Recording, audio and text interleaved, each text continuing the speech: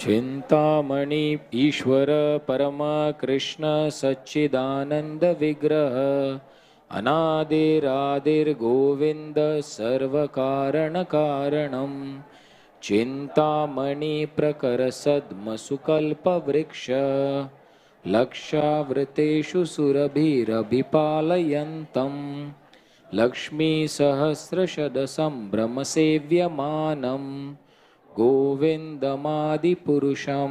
तमहं भजामि।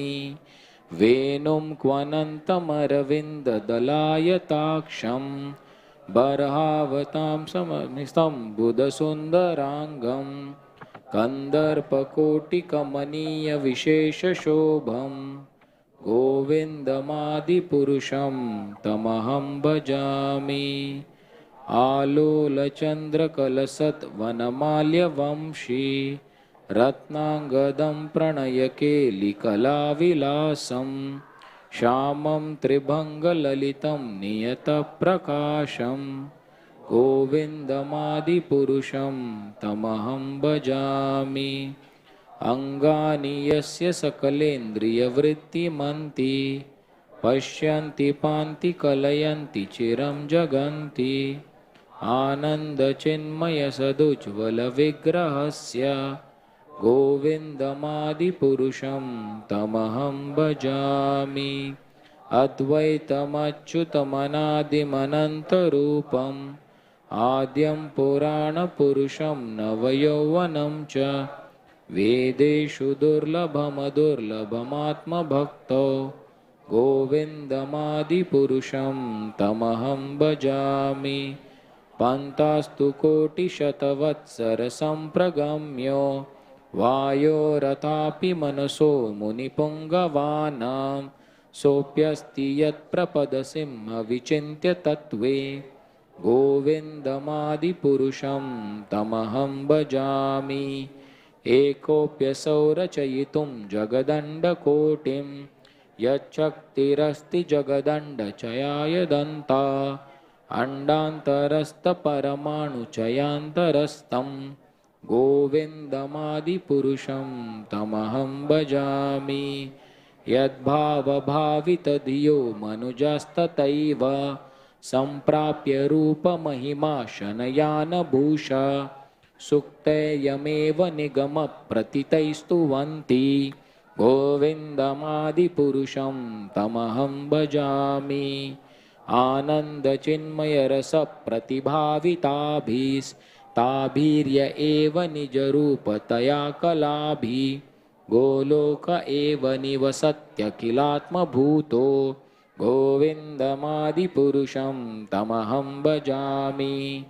प्रेमाञ्जनच्छुरितभक्तिविलोचनेन सन्तः सदैव हृदयेषु विलोकयन्ति यं श्यामसुन्दरमचिन्त्य गुणस्वरूपं गोविन्दमादिपुरुषं तमहं भजामि। रामादिमूर्तिषु कलानियमेन तिष्ठन् नानावतारमकरोत् भुवनेषु किन्तु कृष्णः स्वयं समभवत् परमः पुमान्यो गोविन्दमादिपुरुषं तमहं भजामि। यस्य प्रभा प्रभवतो जगदण्डकोटि कोटिश्वशेषवसुधातिविभूतिभिन्नं तद्ब्रह्मनिष्कलमनन्तमशेषभूतं गोविन्दमादिपुरुषं तमहं भजामि। माया हि यस्य जगदण्डशतानि सूते त्रैगुण्यतद्विषयवेदवितायमान सत्त्वावलम्बि परसत्त्वविशुद्धसत्त्वं गोविन्दमादिपुरुषं तमहं भजामि। आनन्दचिन्मयरसत्मतया मनस्सु यः प्राणिनां प्रतिफलं स्मरतामुपेत्य लीलायितेन भुवनानि जयत् अजस्रं गोविन्दमादिपुरुषं तमहं भजामि। गोलोकनाम्नि निजधाम्नि तले च तस्य देवी महेश हरिधामषु तेषु तेषु ते ते प्रभावनिचया विहिताश्च येन गोविन्दमादिपुरुषं तमहं भजामि। सृष्टिस्थितिप्रलयसाधनशक्तिरेका छायैव यस्य भुवनानि बिभर्ति दुर्गा इच्छानुरूपमपि यस्य च चेष्टते स गोविन्दमादिपुरुषं तमहं भजामि क्षीरं यथा दधिविकारविशेषयोगात् सञ्जायते न हि ततः पृथगस्ति हेतो यः सम्भूतामपि तथा समुपैति कार्यात् गोविन्दमादिपुरुषं तमहं भजामि दीपार्चिरेव हि दशान्तरमभ्युपेत्य दीपायते विवृतहेतुसमानधर्मा यस्त्राग एव हि च विष्णु तया विभाति गोविन्दमादिपुरुषं तमहं भजामि यः कारणर्णवजले भजति स्म योगा निद्रामनन्तजगदण्डसरोमकूप आधारशक्तिमवलम्ब्य परां स्वमूर्तिं गोविन्दमादिपुरुषं तमहं भजामि यस्यैकनिश्वसितकालमथावलम्ब्य जीवन्ति लोमविलजा जगदण्डनाथ विष्णोर्महान् स इह यस्य कलाविशेषो गोविन्दमादिपुरुषं तमहं भजामि भास्वान् यथाश्म सकलेषु निजेषु तेज स्वीयं कियत् प्रकटयत्यपि तत्त्वदत्र ब्रह्माय एष जगदण्डविधानकर्ता गोविन्दमादिपुरुषं तमहं भजामि यत्पादपल्लवयुगं विनिधाय कुम्भा द्वन्द्वे प्रणामसमये स गणाधिराजा विघ्नान् विहन्तुमलमस्य जगत्त्रयस्य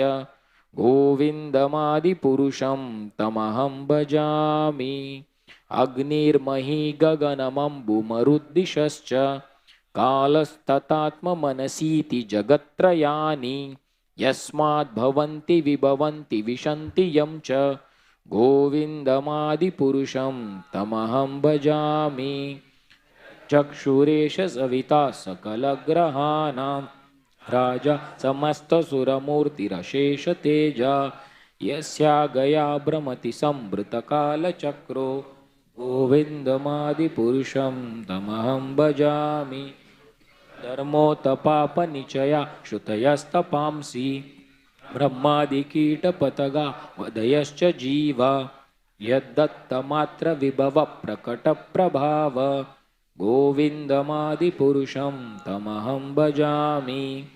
यस्त्विन्द्रगोपमतवेन्द्रमहोस्वकर्म बन्धानुरूपफलभाजनमातनोति कर्माणि निर्दहति किन्तु च भक्तिभाजं गोविन्दमादिपुरुषं तमहं भजामि यं क्रोधकामसहजप्रणयादिभीति वात्सल्यमोहगुरुगौरवसेव्यभावै सञ्चिन्त्य तस्य सदृशं तमुमापुरेते गोविन्दमादि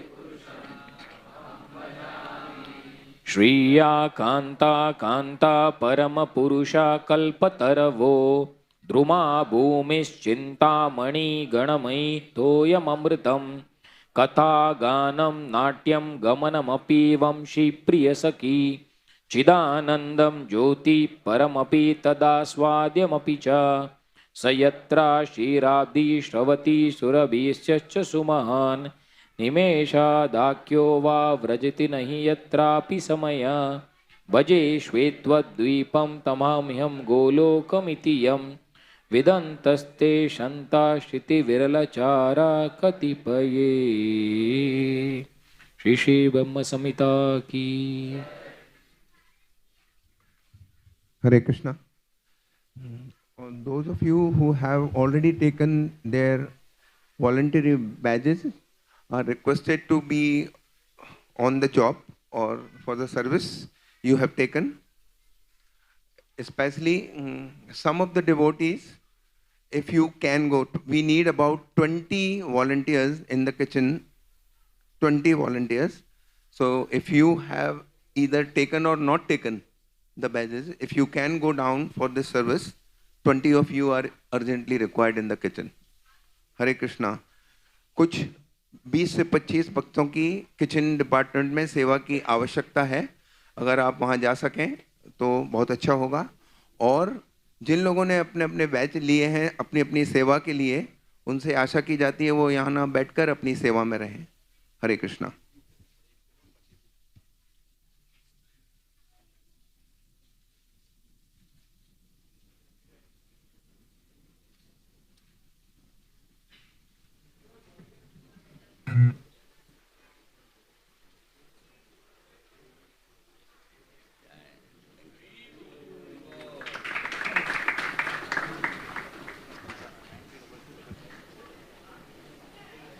हरे Krishna.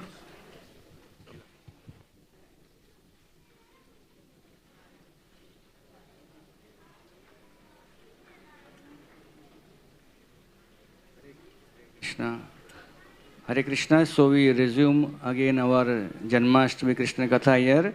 Today morning, His Holiness Adhanath Swami Maharaj gave a very brief but very enlightening talk on Krishna Janmashtami. So now again the nectar is going to continue till 12:30 afternoon. So we begin the nectar with, we resume the nectar with His Grace Dwarkadhish Prabhu. Let us welcome him by 3 times loudly chanting. So Dwarkadhish Prabhu will be speaking till 10:45 a.m. and after that the Krishna Katha will be resumed again by His Grace Vraja Bihari Prabhu. Hare Krishna.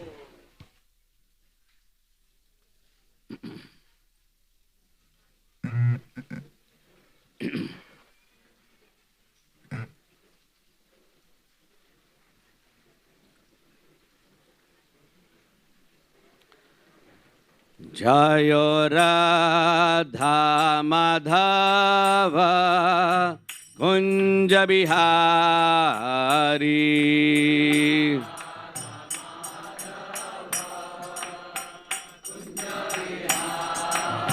Jayo Radha Madhava Kunja Bihari.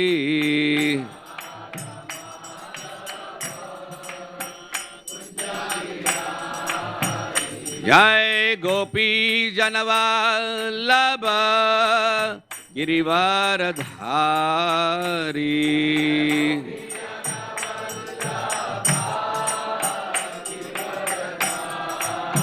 Jaya Gopi Janavallabha Girivaradhari.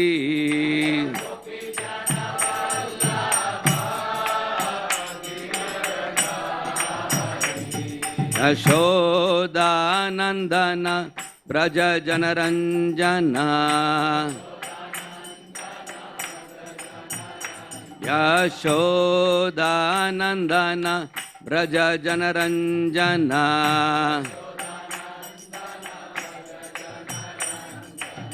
Yamuna Tiro Vanachari. Yamuna Tira Vanachari.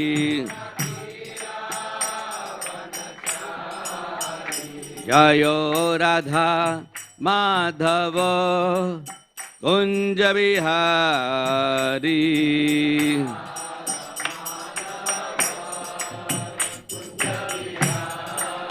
Jai Radha Madhava Kunja Bihari.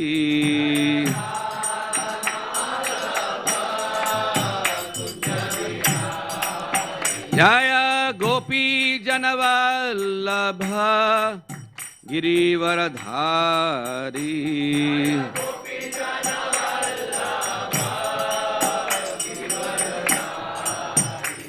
Yashodanandana Vraja Janaranjana. Yashodanandana Vraja Janaranjana.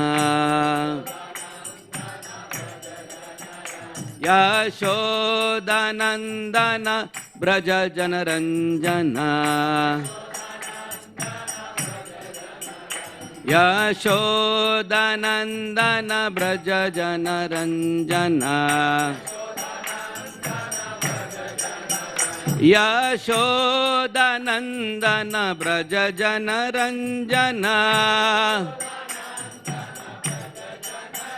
Yashodanandan Vraj जनरञ्जना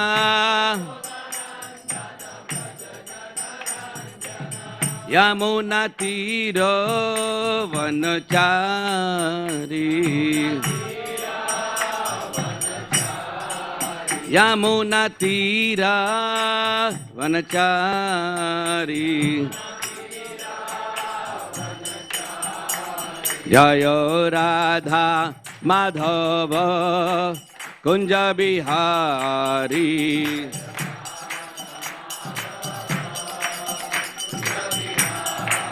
जय राधा माधव कुंज बिहारी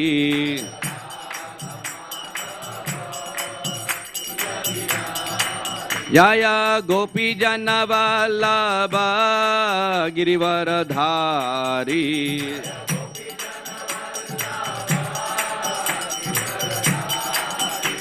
यशोदानंदन व्रज जनरंजना यशोदानंदन व्रज जनरंजना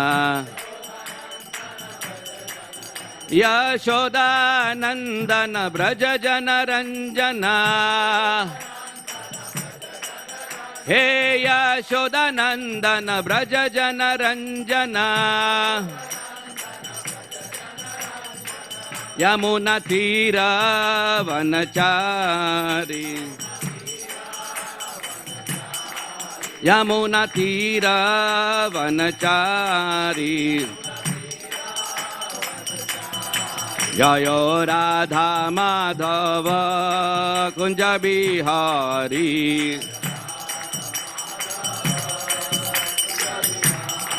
जय Radha Madhav Kunj Bihari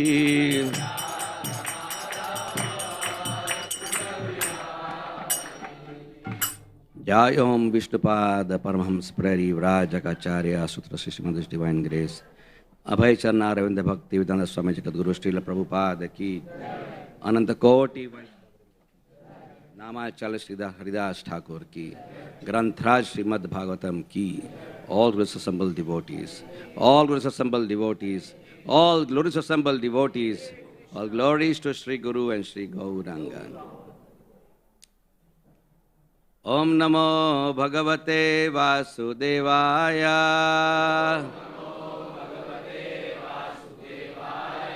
Om Namo Bhagavate Vasudevaya. Om Namo Bhagavate Vasudevaya.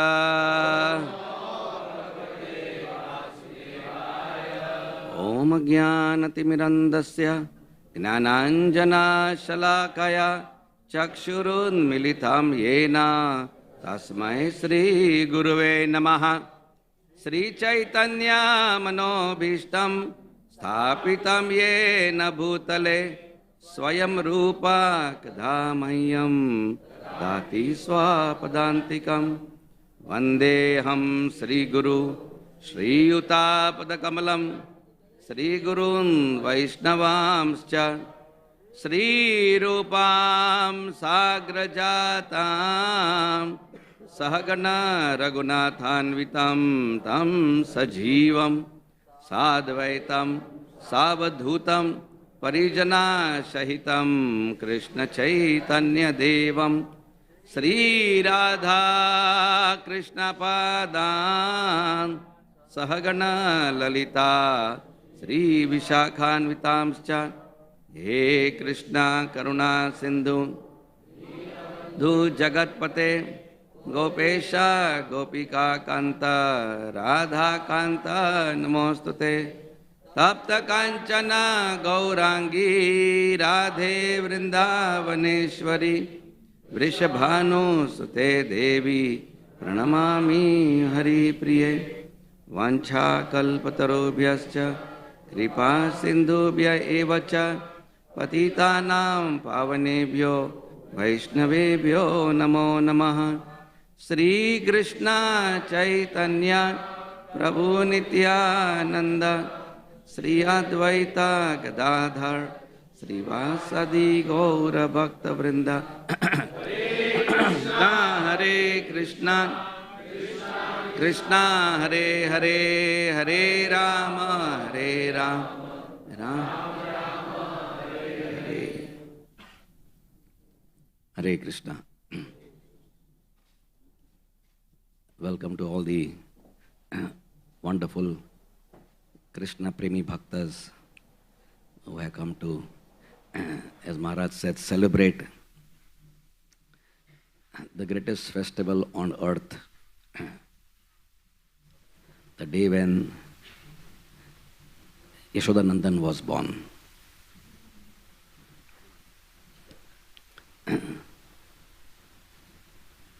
How is it possible that Krishna can be born? Looks like a philosophical tangle there. And Krishna is saying, Aham bija pradaha pita.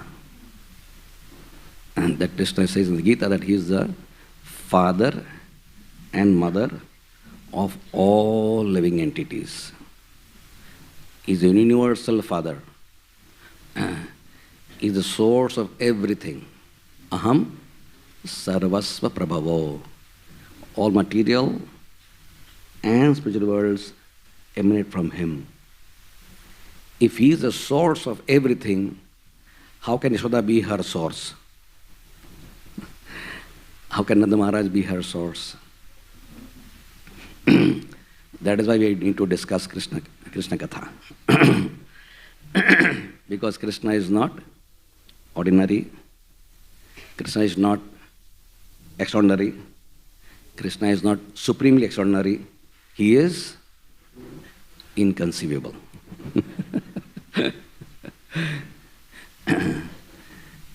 Therefore the Lord says, Janma karma chame. We don't discuss the birth of ordinary people in this world. What is there to discuss? It is a biological process.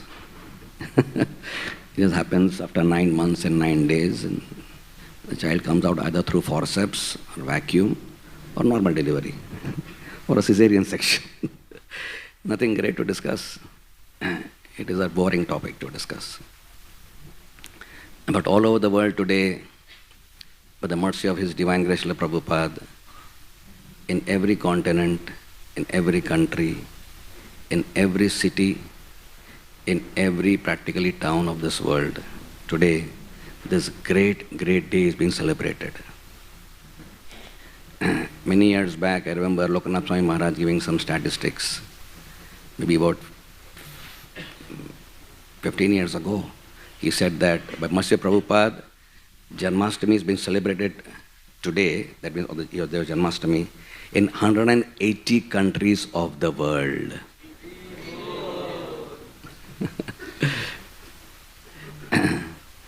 So we are not sitting here alone. While we are listening and talking, something similar is happening, and so many ears are hearing and so many mouths are speaking about one single person, the Lord of our life. That is Krishna.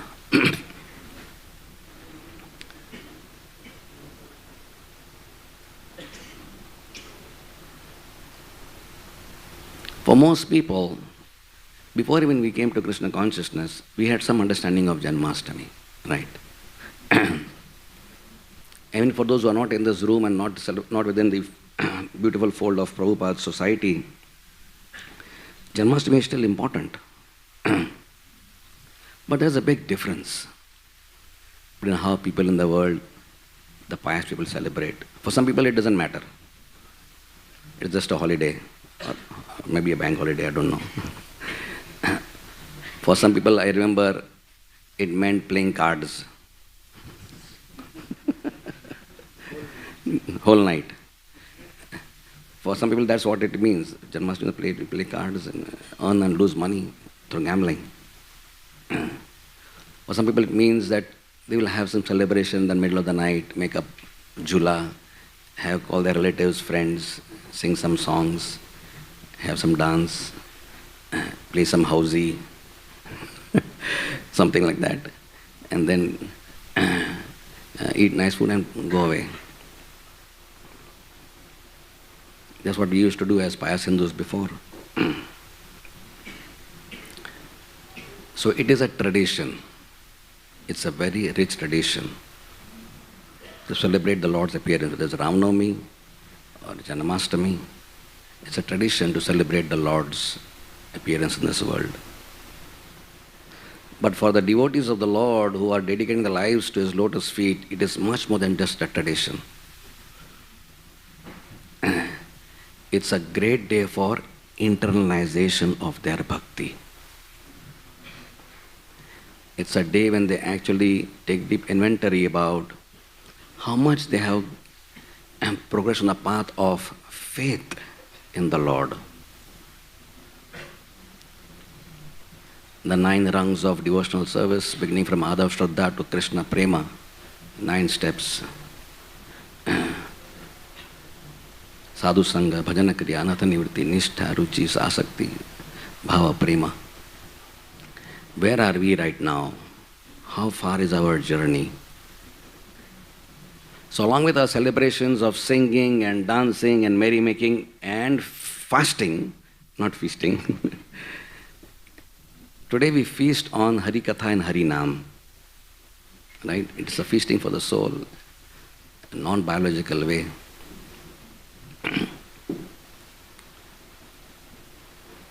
Prabhupada used to say, Krishna is great, but most people in the world, including Indians, which is the land of Dharma, do not know how great Krishna is. In fact, if you take a poll, Krishna probably is the most misunderstood person in the world.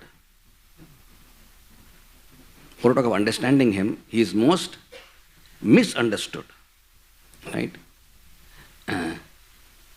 Either is seen as a politician or a clever leader or a romantic hero or a macho man, whatever. People have sorts of vague and very, very distorted, convoluted, and sometimes even perverted ideas about somebody who is as pure, as divine, as holy as God Himself.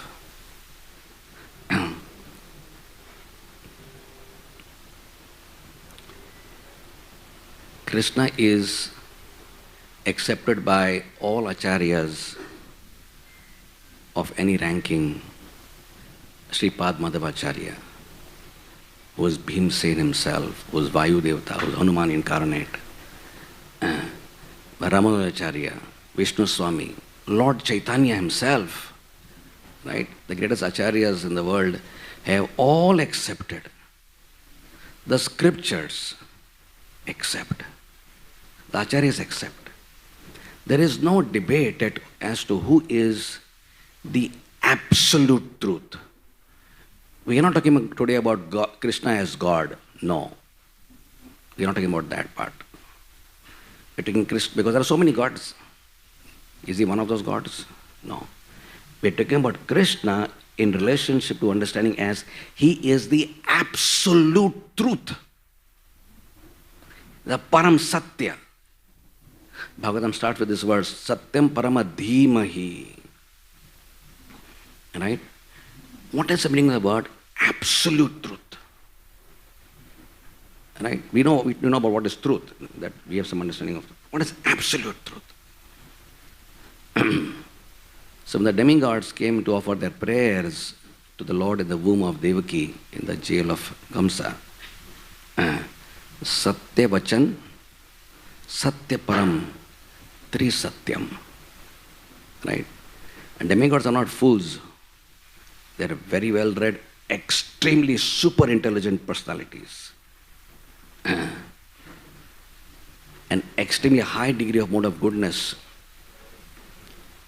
And they are offering their prayers in the jail and said, you are Param Satya. You are Tri Satyam. Absolute means that at all times, in all circumstances, He is the Supreme God. For all people, He is not a God of the Hindus. No. Very sad when Krishna is in a very limited framework. He is a God of some of these people who are calling themselves Hindus. Very sad. Or is a God of the Indians, just a clan of people who live in a particular tract of land. Krishna is the source of all that exists. Right? That means there is no truth higher than Him. Krishna Himself says, Mataha parataram na anyat. There's nothing beyond Krishna. Everything, every knowledge, every search ultimately ends in what? In Krishna. The source of all life ends in Krishna. Right? Krishna is called as Asama Uruddhva. Asama Uruddhva Tattva. Asama Urdhva. So nobody is Sama to Him, nobody is Urdhva to Him. Nobody is beyond Him. Krishna has no equal. Krishna has nobody superior to Him. He is the all in all, the greatest in every category. Impeccable beauty. There are people in the world who are beautiful. At least they think they are. And some people around them think they are beautiful also. But what is the beauty of this world?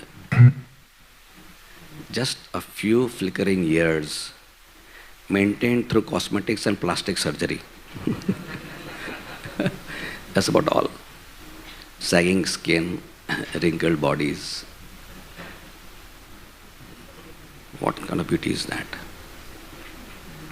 But when we sing every day in the morning, Prabhupada told us to sing this Brahma Samhita prayers in the morning, right?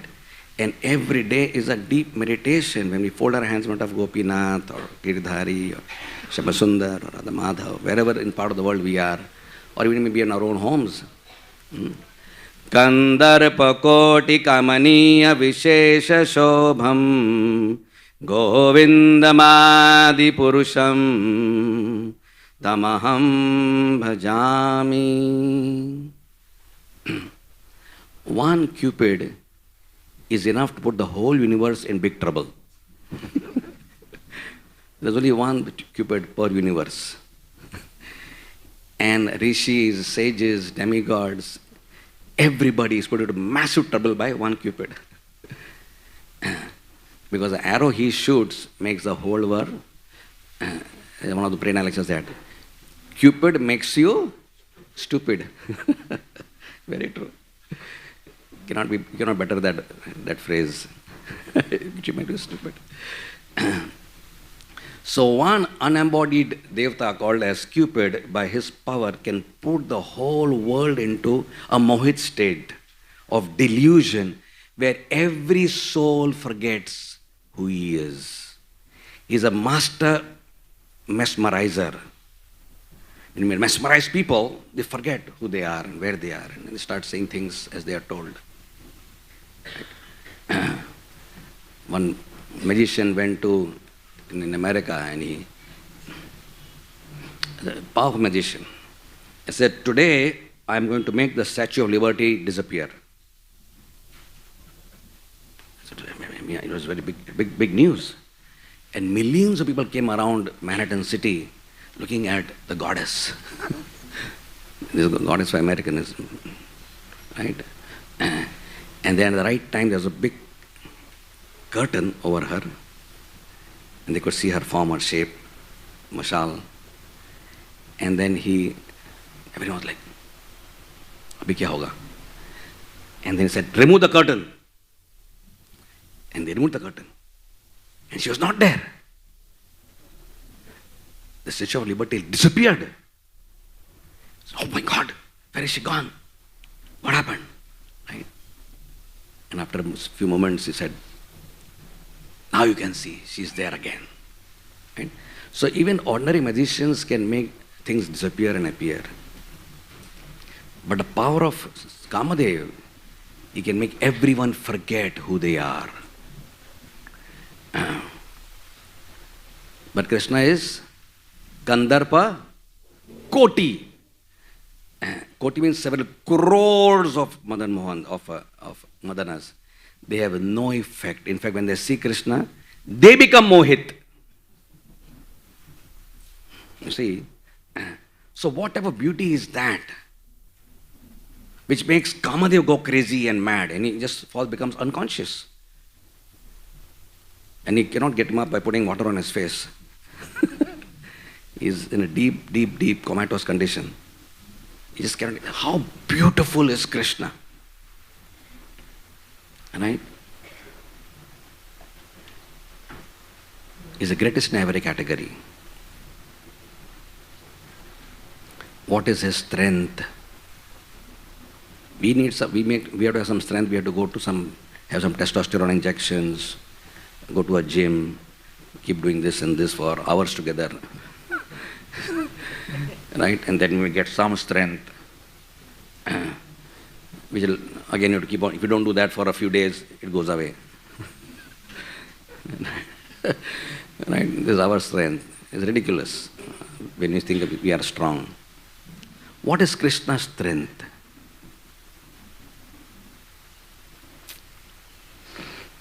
One who can lift a mountain.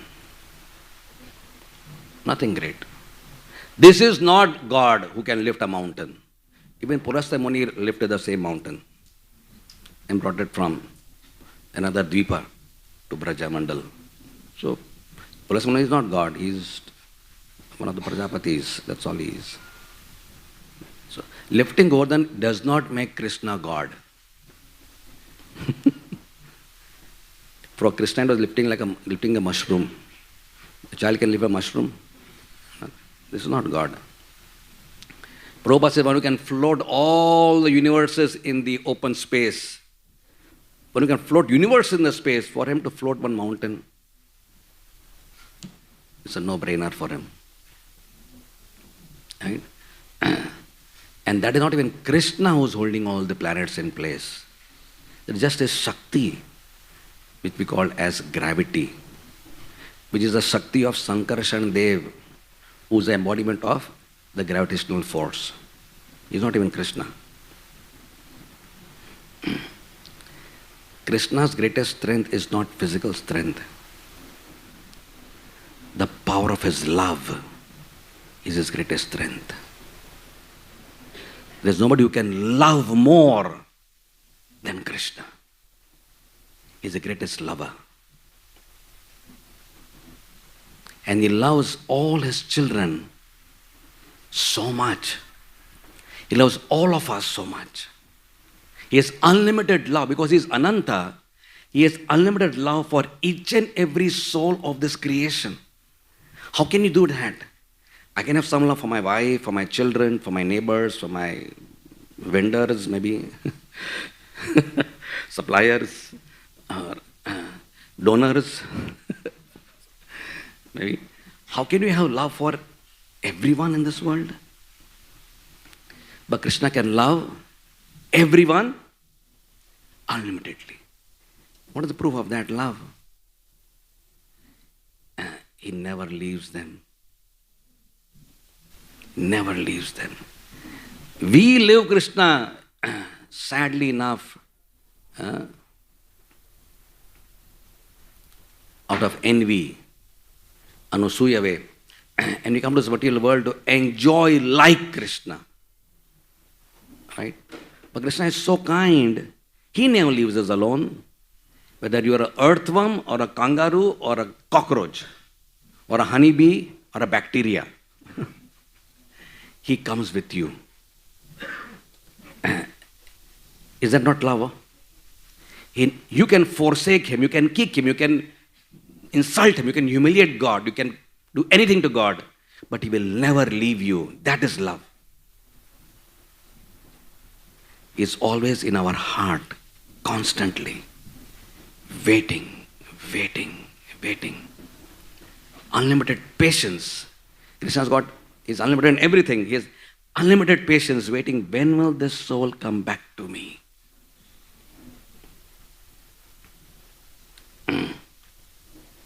What is Krishna's nature? A person is known a lot by his swabhav, right? Looks are okay, people, looks are all right. But true person's nature is his own स्वभाव, इसका स्वभाव अच्छा है, ये बड़ा तीखा स्वभाव का है. People say so many things. स्वभाव. What is Krishna's स्वभाव? What is his nature? He is the supreme enjoyer. How does a devotee relate to this philosophical understanding?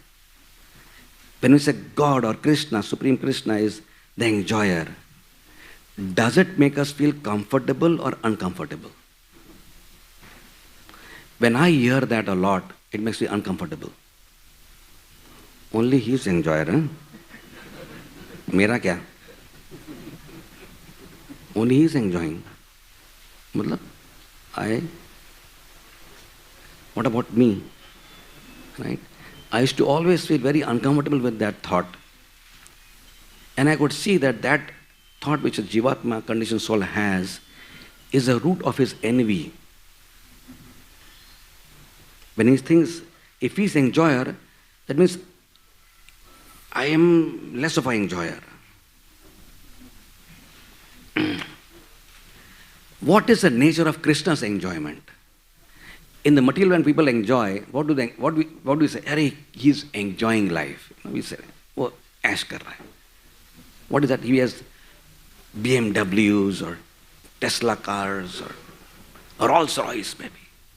Big mansion, huge palaces, enjoying a lot of women around him, a lot of servants around him, best of foods around him.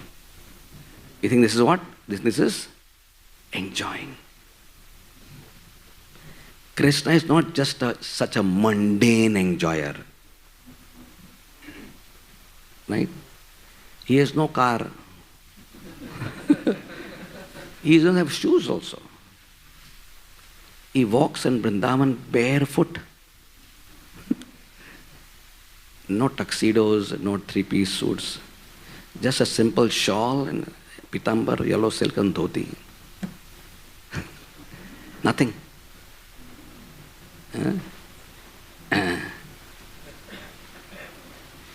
What kind of a God is he? Why do you say he is a supreme enjoyer then? He has nothing around him. Right?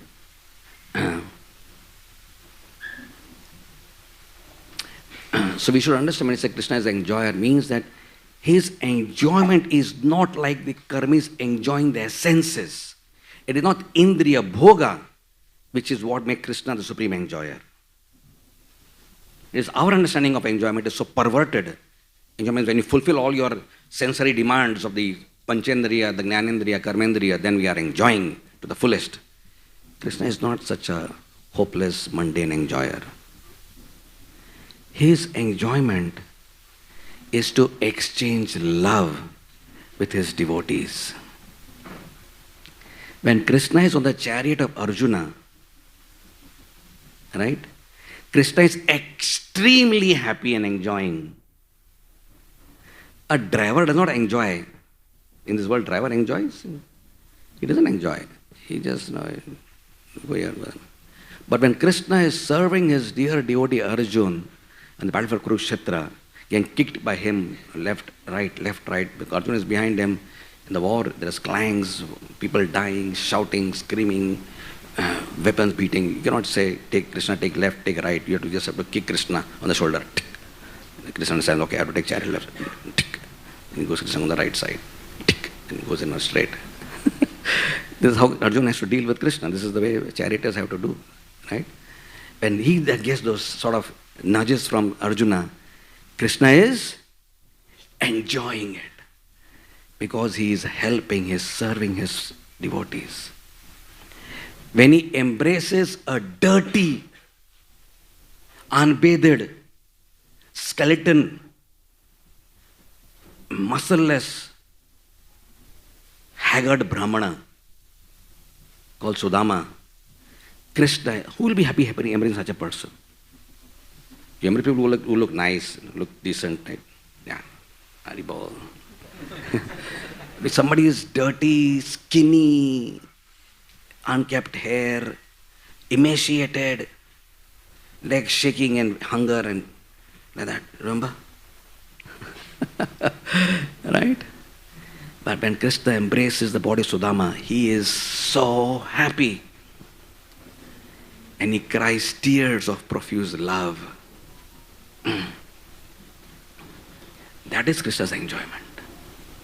Right?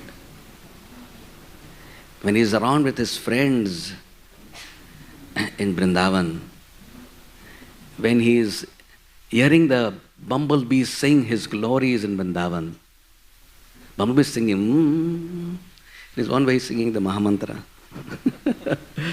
Krishna is very happy. When the trees in Vrindavan are oozing sap, when Krishna is walking in that road, the trees knows Krishna is coming, and they ooze beautiful sap of flavored sap from their trunks. And Krishna breathes that air containing the sap. He reciprocates, oh, this tree wants to serve me with the sap. Krishna is extremely happy because it wants to reciprocate love with the tree. Right? This is Krishna's enjoyment. Right? When he is able to help any Jivatma come to his lotus feet, guide him from within his heart to come back to him, that is his enjoyment. When he sees all of us gathered here to speak and hearing about his glories, that gives him a lot of happiness. Right? Krishna's enjoyment is not like the mundane enjoyment.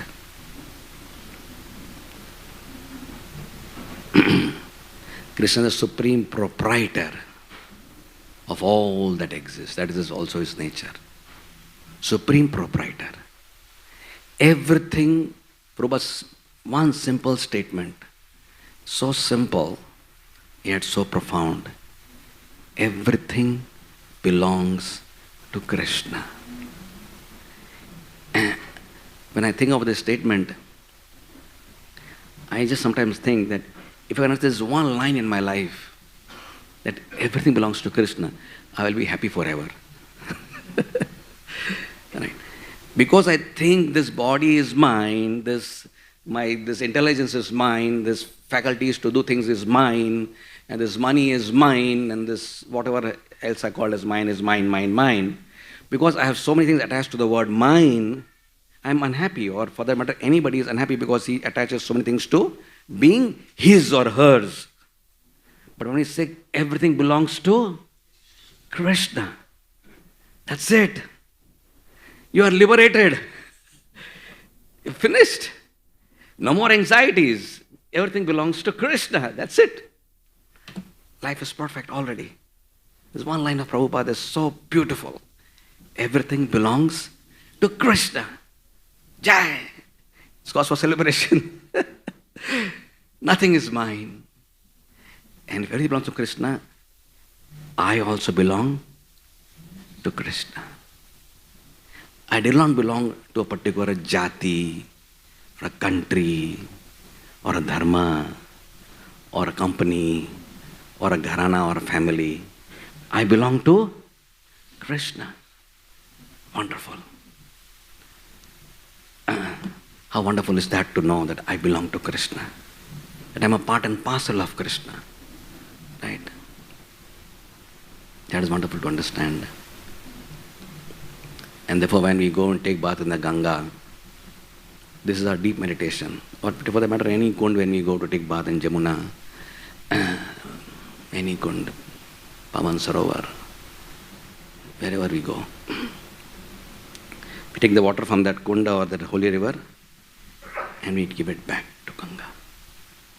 I take from the Lord and I give the Lord. That's it. So we can take a lot of things. We can have money, we can have degrees, we can have fame, we can have success, we can have everything. We don't have to live like Sudama. Not necessary. We can have everything. But you take whatever Krishna is giving you, and what you do then? Let the fame be used in Krishna's service. Let my talents be used in Krishna's service. Let my money be used in Krishna's service. Because everything belongs to Haribol. How wonderful is that understanding Prabhupada has given us. And Krishna is supreme friend. Bhoktaram yagatapasam sarva loka maheshwaram suridam sarva bhutanam gnatma mam shanti brachati. Not the shanti which you get by just sleeping nicely or taking a diazepam tablet. This shanti is the eternal shanti of the soul. That means no agitation, no anxieties, no frustrations, no depressions. It is eternal peace of existence. Na sochati, na kangshati. No hankering, no lamentation. That is a state of complete peace.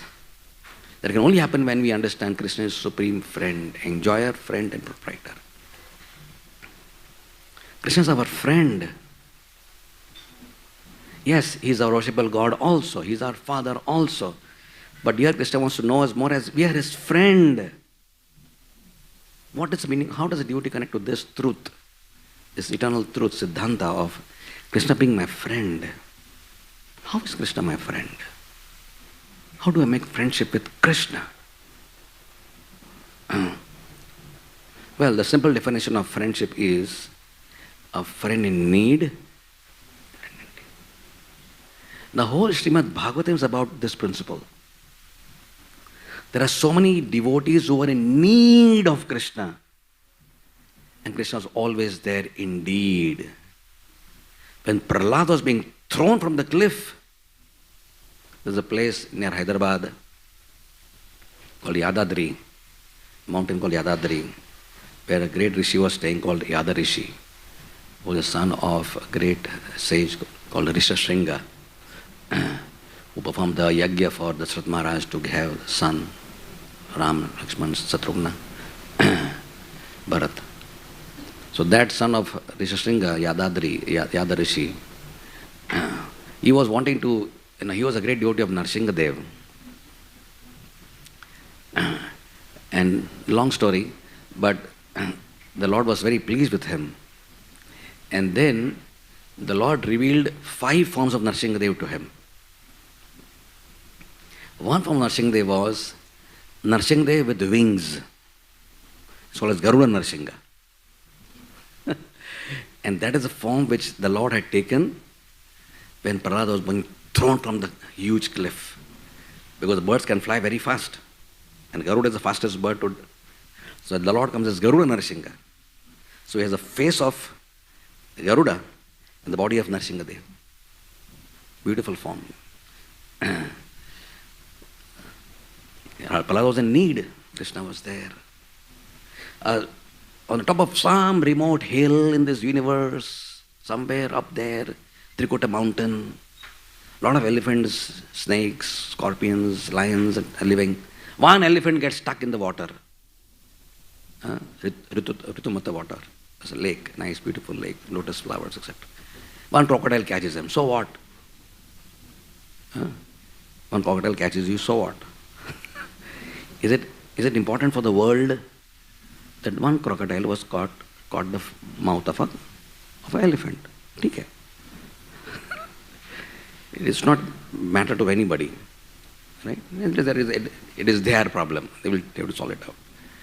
But when this elephant cries out from nowhere, cries helplessly, and takes a little lotus flower with his bleeding body, he's already in sort of a hemorrhagic shock, oozing blood everywhere, right? Takes up a simple flower with no strength. The elephant has a lot of strength, but now he's gone. Thousands of years he's fighting. Enough strength to just lift a flower.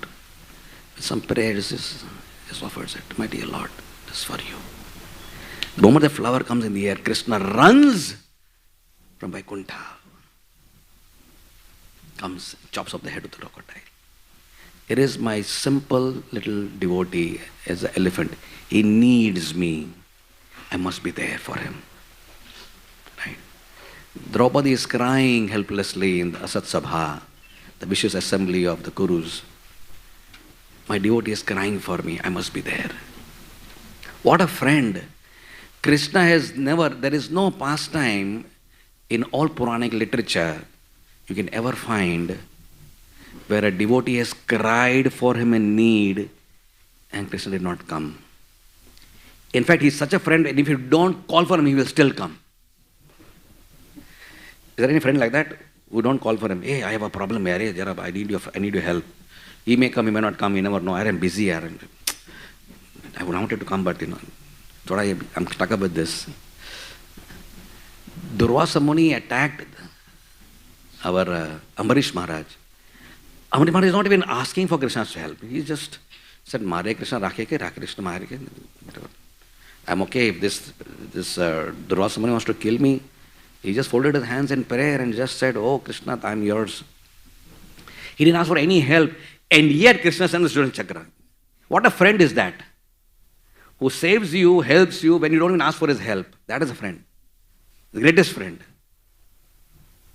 Right? Who would not like to have a friend like that? Who is such a fool in this world who doesn't want to have a friend like that? And nobody can there be a greater friend than this? Again, in friendship category, he is the highest. In every category you can think of, in beauty, in strength, in knowledge, in fame, in renunciation, Sadeshwarya Purna, Parashar Muni says, he is the highest in every category. In daya, in kripa, in forgiveness, in tolerance, every highest. Any virtue you can take, any virtue of all the virtues which are possible, you can think of. There are supposed to be at least 50 virtues which Jivatma has. I'm going to practice Amrit Sindhu. In every category, Krishna is the highest. That is why he is called as all attractive. That is why he is all attractive. How can that person not be all attractive? When he is the highest in every category, and then he is obviously bound to be all attractive. Therefore, now we can, with this understanding, when we develop it in our heart further, then we can understand, truly with this understanding, that Krishna is all attractive.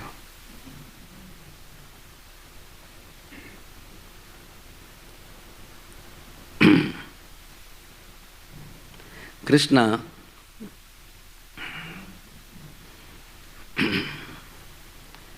on the beautiful leelas of the Lord, Srimad Bhagavatam, Vrindavan, let's start with Dwarka. We'll trace our steps backward. We will start from Dwarka, and come to Mathura, and then enter into Vrindavan. Because Vrindavan is a very special place. We cannot enter that prematurely. We cannot rush into Vrindavan. We don't have the adhikar to do that. It's the Lord's own personal abode. We can't barge into that. Otherwise, trespassers will be prosecuted. We can't enter into Vraja Leela like that. But we can make some attempt to go into Dwarka, because Dwarka is Aishwarya Leela of the Lord. And therefore, our understanding of God, Krishna, Supreme Absolute Truth, has to start with first Aishwarya understanding. It will be a terrible mistake to start understanding Krishna from Braja perspective. With the Braja lens, you can't understand Krishna. It's out of question. It's just out of question. There's no way you can understand Krishna in Braja. But we can make some to understand Krishna in the Dwarka Leela, where Uddhava is his topmost friend. Right? That shows Krishna as the greatest warrior, the greatest personality, most powerful. Right? One of Krishna's names is Trayadhisha. Traya. And it is Lord of three principles. Right? Trayadhish means there are three modes. Krishna is Lord of the three modes. There are three planetary systems. Krishna is Lord top of the three. There are three Shaktis, Antaranga, Bahiranga, Tatastha. Krishna is Lord of that. So all this, therefore Krishna's name is Trayadhisha, the Lord of all the three potencies. So, can you imagine, we see Krishna as, in Vrindavan we see Krishna as playing the flute, right? And we see Rama as having the bow and arrow. Can you imagine Krishna having a bow and arrow in his hand? And shooting with ferocious anger, right? We hardly talk about that part of Krishna. Krishna with bow and arrow. See, when Krishna comes, all the avatars are in him. See, Krishna is not just an avatar, first of all. Another misunderstanding about Krishna, which is prevalent all over our samaj. Krishna is avatar. Well, Prabhupada sometimes says, yes, he's avatar also because he's like comes from Shivadakshai Vishnu in one sense. But the higher understanding of the Acharyas is that Krishna is not avatar. Krishna is. So when you think of Krishna's great... Sorry.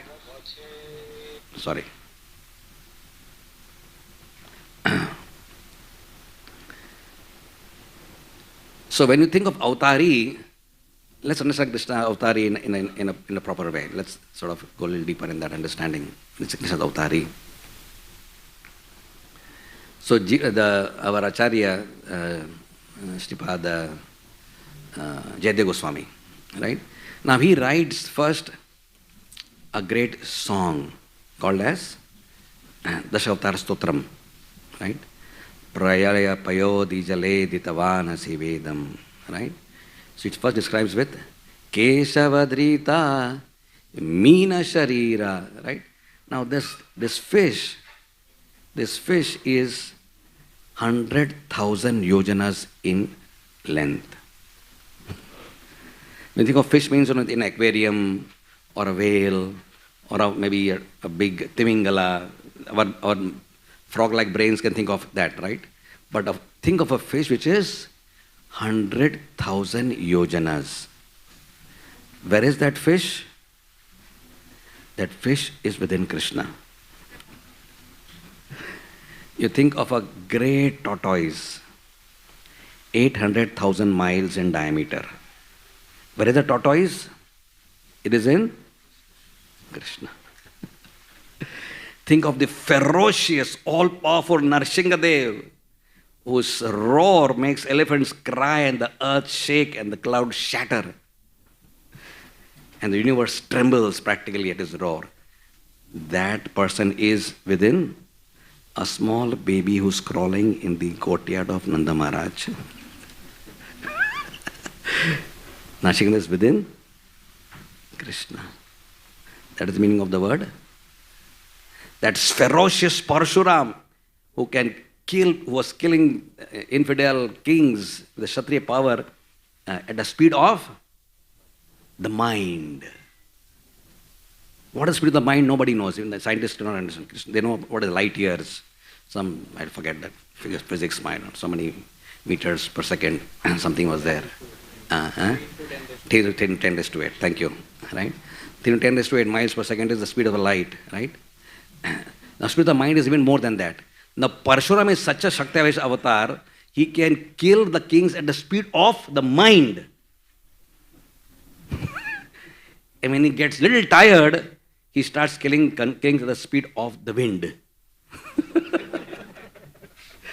That Parshuram is within a small boy who is eating makhan from the gopis. Right? And who is now getting scared of that stick which is in the hands of Yashodamai. Right? So when we say the word avatari, we must understand all these avatars are within Krishna. So one who was holding the bow and arrow is Lord Ramachandra. He is also within Krishna. Right?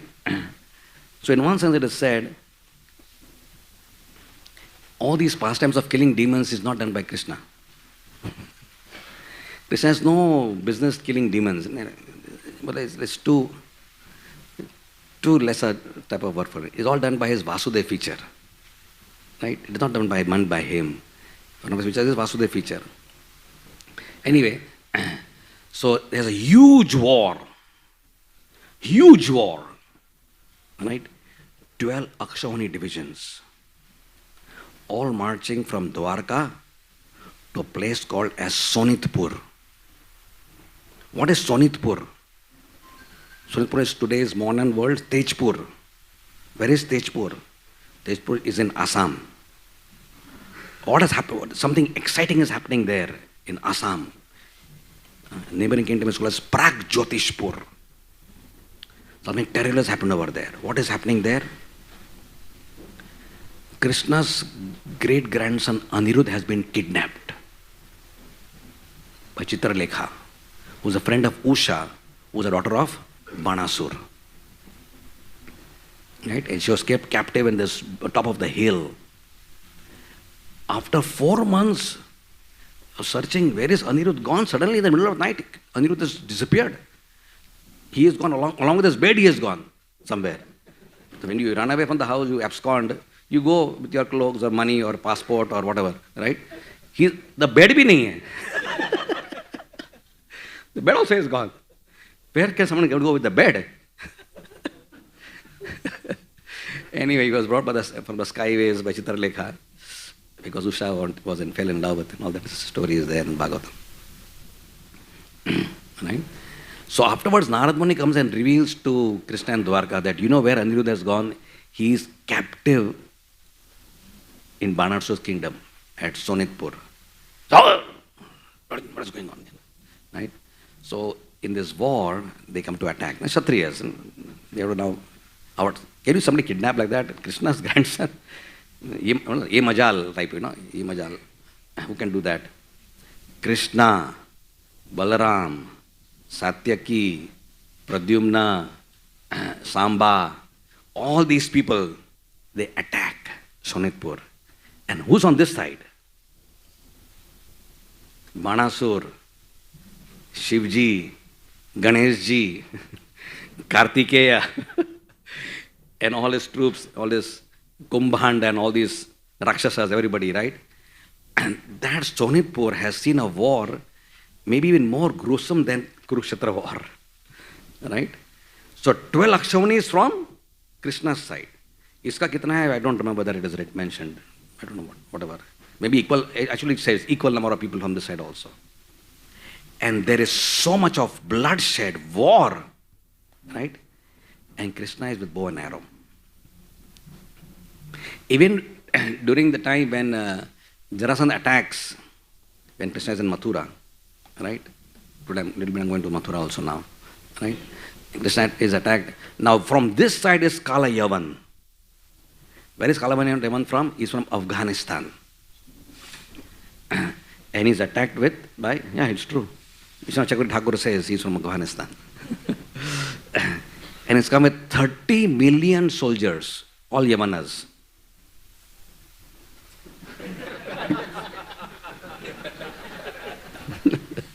All Yavanas, right? And they attack from one side, and other side is Jarasandha. Because, he is wild. Kamsa has been killed. That is his Sandhi. His daughter has been given to Kamsa's his daughters have become widows now. So he is another powerful ally of Kamsa. He attacks. 23 Akshauhini divisions. What numbers are these? Somebody can calculate how many chariots that is, how many elephants, how many infantry, how many soldiers. It's a huge number of people, right? And on this side, who's fighting? Krishna, Balaram, bas. 2 people, right? How is Krishna, the same Lord Ram, who was at Janasthan in Nasik, and when Kharadushan attacked, Trishira attacked, he finished 14,000 soldiers and Rakshasas in 1 hour. That was good enough, right? It's a big thing, a big achievement, right? 14,000 in one sense, but when you come and see when Krishna comes, he shows some leelas which is a little beyond Ram also. Because he's the supreme, he's the source of Lord Ram. So he goes, he takes his benchmarking even higher, right? So now 23 Akshaunis from this side and this side, Kala Yavana on this side, and only 2 people fighting, Krishna and Balaram. And Krishna is having what? Bow and arrow. Bow and arrow. And how he is fighting, We can't even imagine. Now, we can't even imagine how Arjuna is fighting. He says, when Arjuna is fighting, then this is his bow, Gandiva. This is his quiver behind. He takes it out, mounts it, pulls it, releases it. So it must take some fraction of a time, right? But when you look at Arjuna, you can't see when he took it out, when he mounted it, when he shot it, it is like a firebrand. His hand is going like this, continuously is going like this. And if you do it for 5-10 times, you'll find, you try to do that in your house, do like this for 10-15 times. Iodex. But Arjuna is so powerful, he can fight with that ferocity. When he was shooting, when he was charging to kill Jayadratha on that fateful day when Abhimanyu was killed the next day, he was going at it was going fierce, like a fire, cutting to the ranks. It's just like chopping off people. He just chop. Right? Because Jayadratha is right at the end of the army. He used to cut to the entire rank and reach Jayadratha and then kill him. That is Arjuna's, right? It is Arjun. He's a Jivatma. Also, he's a great archer, greatest archer, but he's a Jivatma. And whatever Arjun potency he's got is coming from whom? From Krishna. So what is the source of, when the person who gave Arjun that talent to fight, when he fights with the same arrow and bow, uska kya what about that? Right? When the source of the bow and arrow fighting skill fights, then 23 extraordinary divisions, cut. Within no time, Jarasandha is completely rooted. Just a complete huge ocean of blood. Just blood. Everywhere, blood. Elephants floating. Like islands, it is said. Bhagavatam says, elephants are floating like, when elephant falls, the hump is like a small island. So elephants floating, elephants are like islands in the ocean. And that is Krishna's power. That is his power.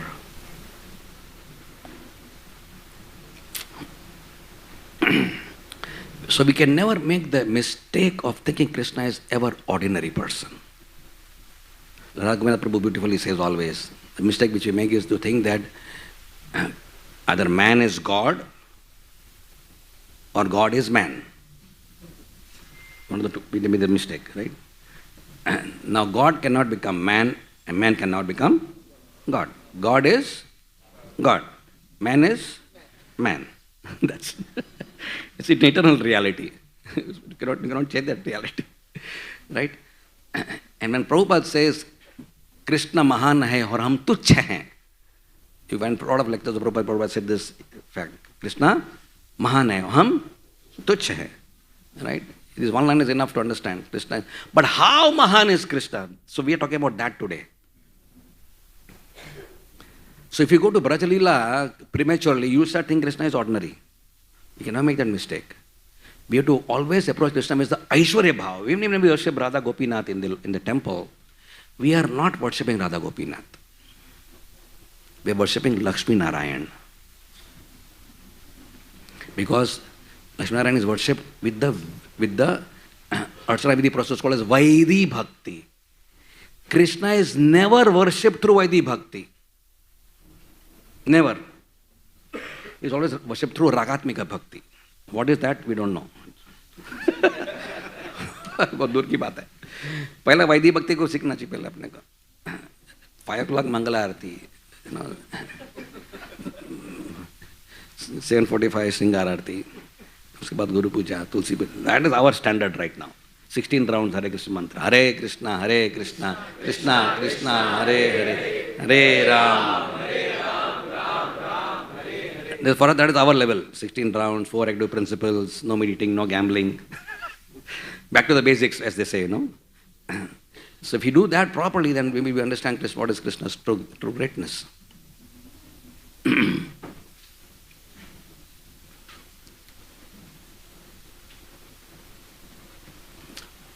One very beautiful story in Dwarka is Krishna killing his own son. Very special Leela. I was talking about Krishna's Swabhav, right? One of Krishna's Swabhav is that he is absolutely, the word absolute is always connected with Krishna, right? Is absolutely impartial. Now how did Krishna kill his own son? Will any father kill his own son? Of course, Hiranyakashipu did that. He tried to do that at least. But with somebody as great as God like Krishna, can ever kill his own son? Answer is yes. Therefore this Leela is very special. And because it is a huge principle behind this Leela.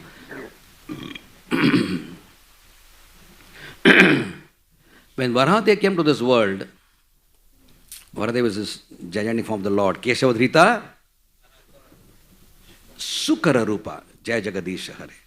And therefore when he is with this tusk, he held the earth planet. It was sunken in the Garbhodaka ocean.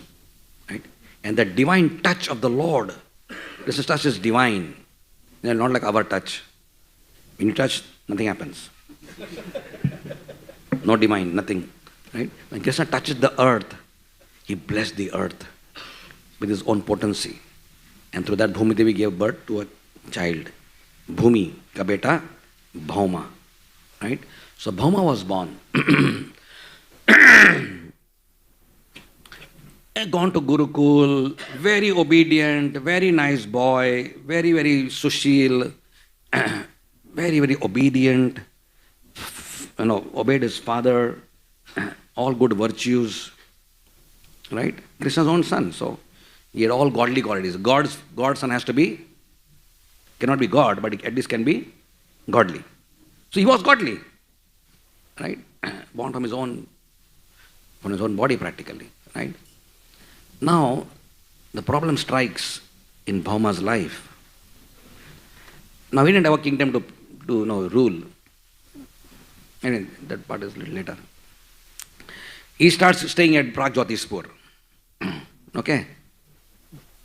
And then the neighboring kingdom is the kingdom of Banasur, which is Sonitpur, now called as Tejpur in modern world. So they make friendship. Bhauma becomes friendship with Banasur.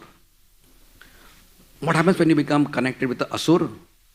You become a Asur. You connect with the Sur, you become Sur. We have got both sides in our consciousness. We got Asur side, we have got a Sur side. If you want to bring the Sur side out, then we remain connected at all times with demigod-like devotees. Will always bring the goodness out of you out and bring out your highest potential. And if you want to really damage your consciousness, have a wasteful life, right? You connect with Asuras. They will bring out that part also powerfully and destroy you and destroy the world. So that association made Bhauma into Bhaumasur.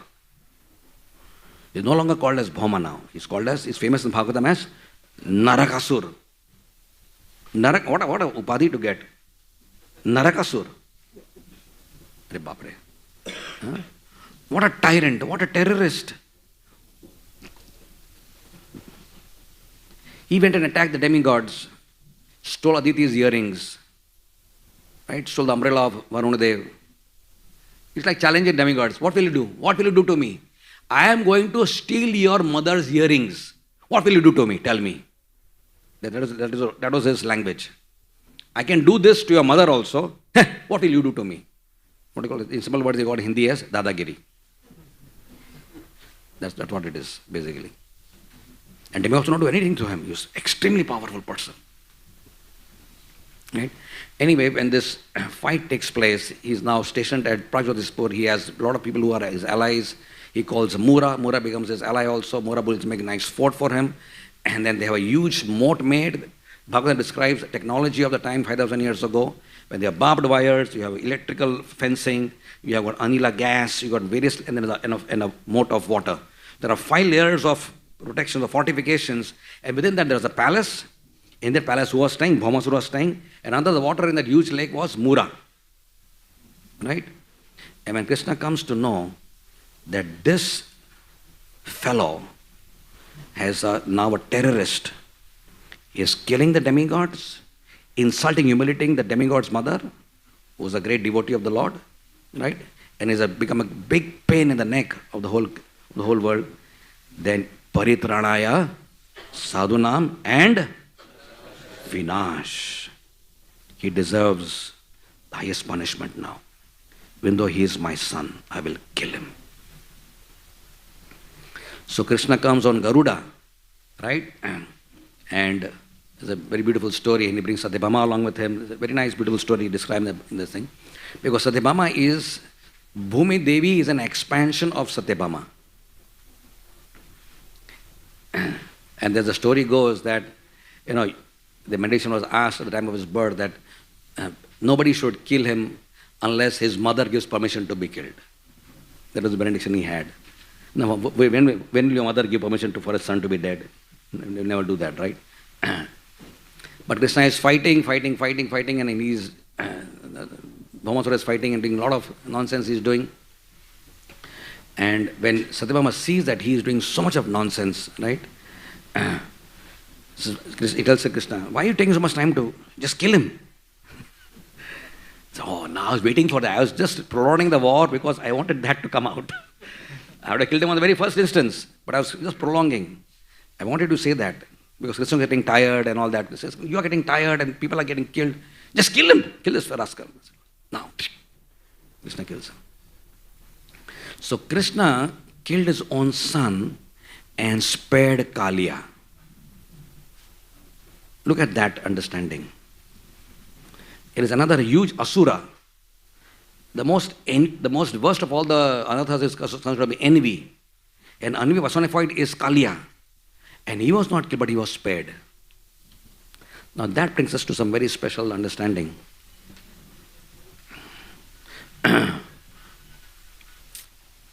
So now we can move from Dwarka to Mathura. Right? First day of the Lord in Mathura. First day. Mathura is a place of Kamsa, right? Kamsa is the most powerful demon on the planet. Do not think Kamsa as ordinary demon, right? Somebody who can subjugate Putana, Bakasur, Aghasur, Trinavarta, Vyomasur. These people were powerful. Bakasur, for example, let's take one example. Bakasur was soap that duck, the crane, right? The crane. Just one sample understanding. The crane demon, Bakasur, was so powerful that the Pashupat Astra of Shiva did not work on him. Indra's Vajra did not work on him. Yamaraj's Yamadanda did not work on him. That is the power of one demon called Bakasur. And he is serving whom faithfully?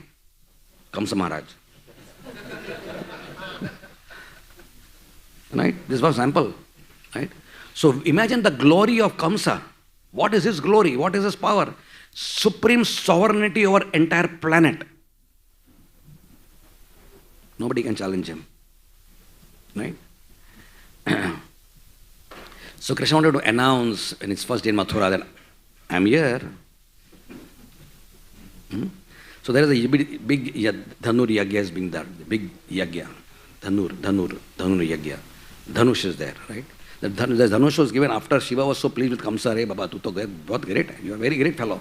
You take my bow. I give you as a gift, right? Because Shiva knew that Kamsa has to be killed by Krishna, so of course Shiva could have killed him. But anyway, so you take my bow. So that Shiva's bow was like a trophy. Like when you won a big match, you get a trophy, right? You put it in a living room. You don't put it in your bedroom in the, in a small drawer, right? You put it like where everyone says, hey, acha, I came first, in boxing match, man. So you put it right in the living room. So in the precincts of the city of Mathura itself was a big trophy showcase of this huge Shiva Dhanush, which required 5,000 strong-bodied people to move that, not lift that, just move it. 5,000. That is the power of that Dhanush. And Krishna comes on the very first day, and then he has some exchanges. Now Krishna likes to wear good clothes. We should know that. Even though he's, Krishna is thinking, in Vrindavan, I wear this, simple dhoti and shawl. And now I'm in a city, so I should behave like a city boy. I cannot go like this, I size kuch bhi behan ke. I should wear something decent now. So he goes to this, he sees this washerman. He said, hey, what are you carrying? He said, hey, these are all clothes for Kamsa Maharaj. He said, can you give it to me? I'll bless you. I'll really bless you if you give it to me. You know the nonsense. Right? Kamsa ka, don't even talk like this. If you say like this, no, Kamsa will come and he will kill you, he will punish you. So he starts giving Upadesh to Krishna. Upadesh Amrita to Krishna. Right? Said, oh, this fellow talks too much, And he takes his hand and So here is a person who had a lot of sukruti. That sukruti had brought him to such a level where he could see God, Supreme God, face to face. Sukruti can bring you to that level where you can actually see God. Drudan can also see God. The rest can also see God. But seeing God in our sampradaya is not important. Right? In our sampradaya, serving God is more important than seeing God. But this person lacked completely one thing, and that is an attitude of seva.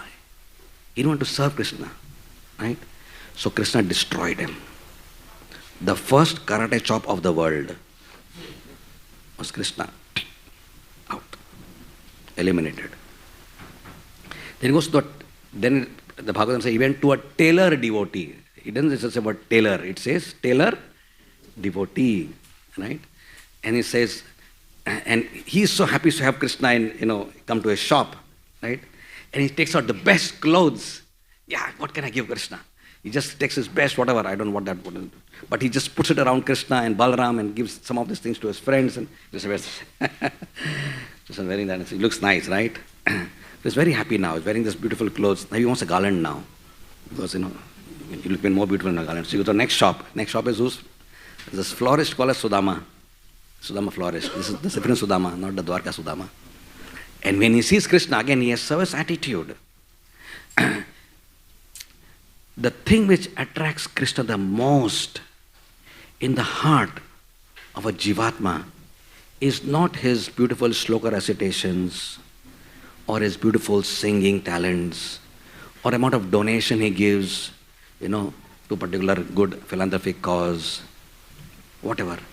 Krishna is impressed by nothing. Absolutely. You cannot attract the all-attractive with all these methodologies. There's only one thing in the world which attracts the all-attractive. You must understand this principle. To attract the all-attractive, something has to be extremely attractive. Correct? He's already all-attractive. What can attract the all-attractive? Strength. Krishna says, mere paas bahut hai wo. Knowledge, you don't talk. Gita I have spoken in. Forget it. Vyasdev is my incarnation. Forget about it. Right? So you cannot impress Krishna with strength and knowledge, renunciation. Renunciation, forget it. No question. I'm not attached to any of these people. The gopis and all, I don't care for them. Right? I'm Atmaram. So nothing can attract Krishna. But there's one thing which attracts, and that is the only thing which a devotee has to learn in his life. Through all the sadhana bhakti which we are performing, all the Bhagavatam classes we are attending, all the Nijal Ekadashis which we are doing, right? Everything which we are doing, there's only one thing we need to bring out from our hidden part of our heart. What is that? A humble, genuine, selfless service attitude. Because that is the only virtue which attracts the Supreme Lord. That's it. The simple chipped rice of Sudama attracted Krishna so much. Right? So when he saw that in the florist, he blessed him. I bless you with complete opulence in this life. And you will get liberation in the next life. And I will bless you. What else you want? It's because I want to remember you always. Bless you. I want your devotee association. Bless you. Right? I should never forget you. Bless you. Whatever he asked, bless. Because he gave one simple garland. You see? If you give that, the garland was not so important. But the bhava in the garland was simple, pure, selfless service attitude. And for that, the garland became all attracted to Krishna. That's it. And he wanted him. And then he goes to the Dhanush, picks it up.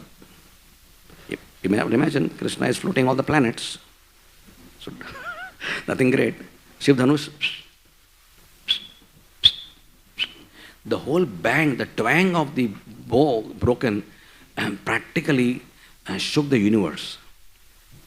It is Shiva's Dhanush, not what we use in our dramas, you know. Magallal dress wala. You pull it like this and the arrow falls right there. So when you think of bow, we think of that bow, you know, bada hoga, thoda bada hoga. Shiv Dhanush, when it breaks, it makes the universe start shaking. So, you know, our frog understanding is sometimes, you know, very funny. So, and then comes a hears that voice, wow, what is that? My Kal has come. Right? So Krishna proclaims his entry with a bang. Kamsa, hello, I'm around. And Kamsa loses his sleep, finished, he can't sleep in the night. You know how Krishna killed him. Now we come to the land of Vrindavan. Now Vrindavan is special because there is something very special lacking in Vrindavan. How can Vrindavan be lacking in something? Krishna is the Lord's abode, is Paripurna. Krishna is Paripurna avatar, Purushottam avatar, Lila avatar. How can his dham be lacking in something? It lacks something. It lacks conspicuously the Aishwarya Bhav. Aishwarya Bhav towards Krishna is conspicuous by its absence in Vrindavan. Nobody thinks Krishna is God there. Ye to apna dost hai. So what does Sridhama do? He climbs on his back. Can you imagine somebody climbing on Narsinghdev's back? Or Parshuram's back? Can you imagine that state of affairs? Or climbing on Narayan's back and said, hey, come on, Goda Goda. But Sridhama can go on Krishna's back and say, chal Goda, chal, aage chal. Because in Vrindavan, Krishna is, by the Yogamaya potency, completely covered his Aishwarya Bhav. Where he is a darling of everybody. He's a darling of Mother Yashoda, the darling of Nanda Maharaj, the darling of the gopis, and the most beloved object of the cows. That is Vrindavan. Where his Prabhutva, his Aishwarya Bhav is concealed within him. And only rarely did Krishna reveal that. In some ways, when he was in the mouth of Aghasur, he became big. Why became big? This Aishwarya, no? Hey, Krishna is bada. But he's in the mouth of Aghasur, nobody saw him. So he shows his Aishwarya Bhav and nobody is seeing. Otherwise he is just playing like a small boy. In the Brahma Vimohan Leela, something special happens. In Brahma Leela, Krishna is sitting there alone, right? And in his hand, it is explained, beautiful petal-like hands, rice, yogurt, fruit salad, and fruit pieces. They are shining through Krishna's hands. Krishna's hands are so delicate, they are shining through Krishna's hands. You can see them through his hands. Sitting there like that, looking for his cows. Right? And then Brahma comes and offers prayers of subjugation, of submission, crying, right? Beautiful prayers. Important chapter for us, Prabhupada's last pastimes, 14th chapter, 10th canto.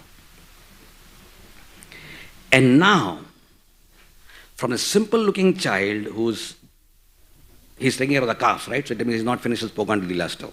He's less than 5 years old. This small 4.5-year-old child sitting there holding this fruit salad, which is nothing great about holding fruit salad, right? From his body comes out Vishnu's millions of Vishnus come out from his body. Millions. All in Chaturbhuj Swarup.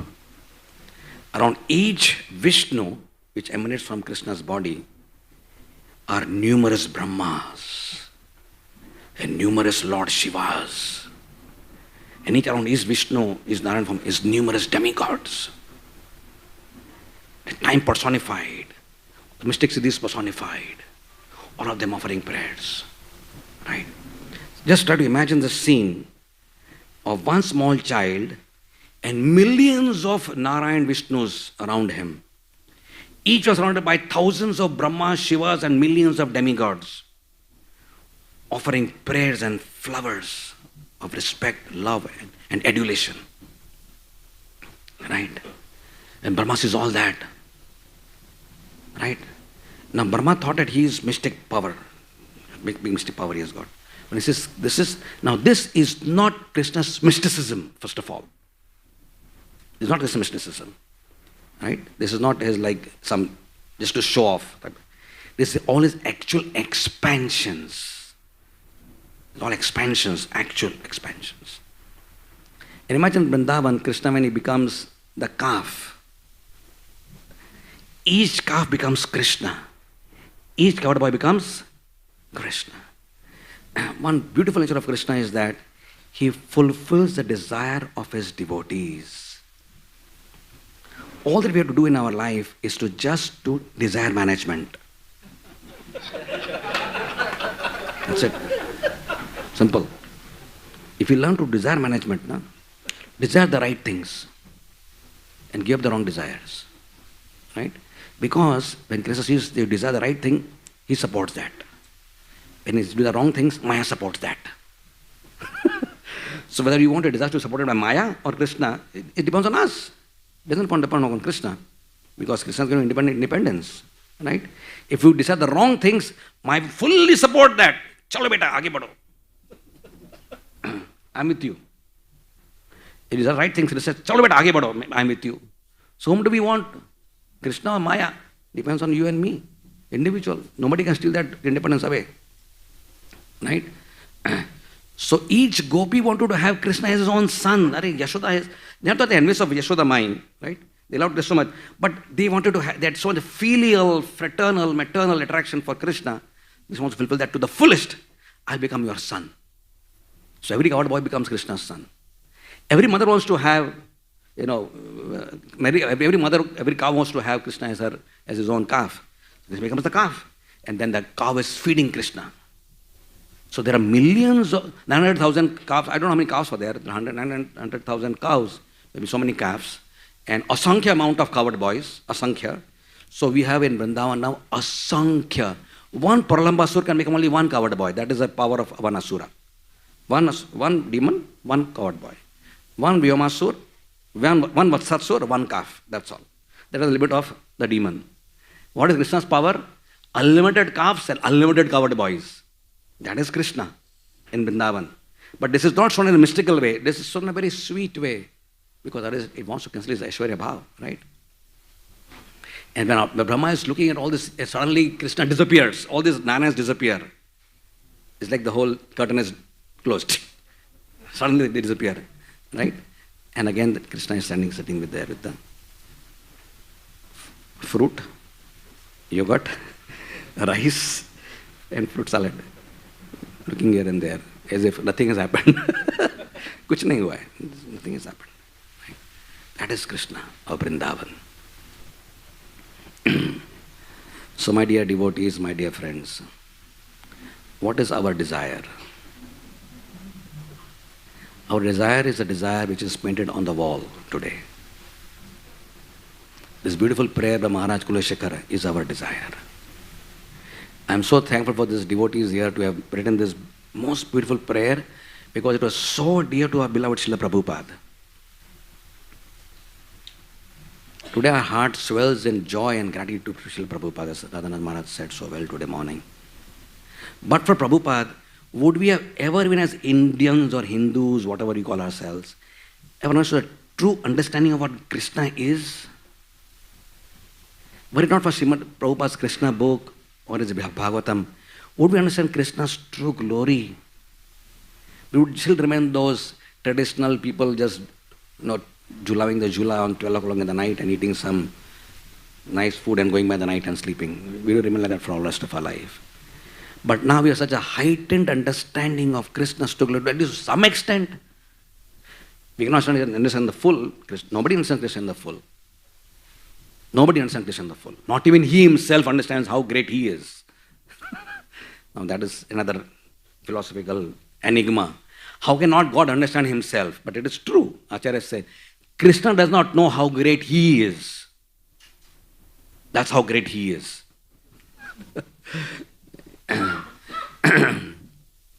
So this prayer is a great reminder for us of what is our true aspiration. Krishna Tvadiya Padapanga. Let us chant together, my dear devotees. It is already printed there. Krishna Tvadiya Padapankaja Panjarantam Yanhetam Manesu Manasa Rajahamsa Prana Prayana Samaye Kafavata Pitto Kantavarodhana Vidhau Smaranam Kutaste. And that is what the theme of Janmashtami this time in our temple is, the Holy Swan. The Holy Swan is our theme of Janmashtami today. What does the swan represent? The swan is a symbol of purity. It is pure white in color. There are no black swans. White. Purity. It is a symbol of elegance. The swan, the way it glides, elegant. The swan is a symbol of purity, elegance, gentleness, and grace. It is a symbol of loyalty.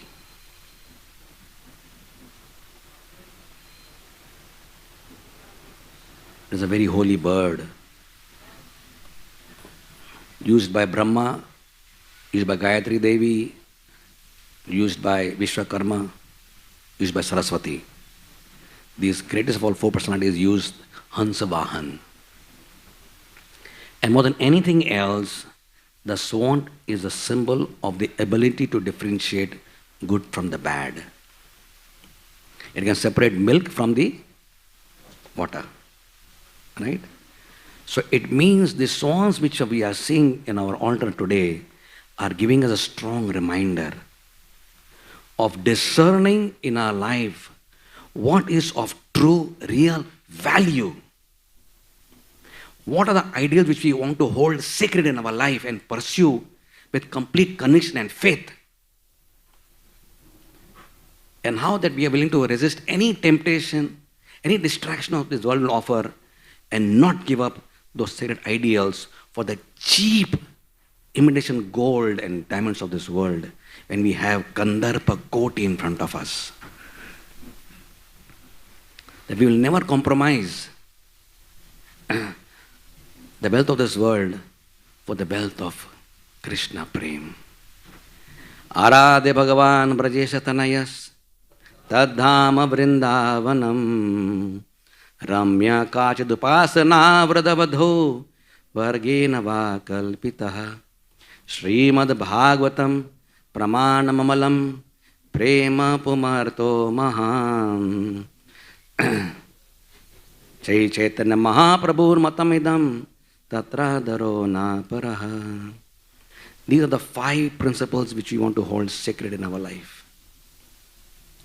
And simply by performing a sadhana nicely, by being a servant of the Lord and His devotees, by becoming obedient servants of our spiritual master, one day Krishna will reveal. We can't estimate these truths on our own by the Aroha Pantha, by ascending process.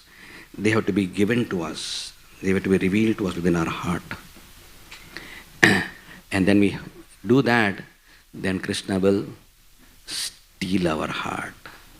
The last Swabhava of Krishna we want to talk about is, he is a chor. He is a makhan chor. He is a papa chor. is a Hridaya Chor, is a Chitta Chor. Right? When you offer our hearts to Krishna, then Krishna will steal our hearts. And when Krishna steals your heart, he will never allow that to be stolen by anybody else. Right? It becomes his property. And we become Krishna's forever, forever, forever. Thank you very much. Hare Krishna.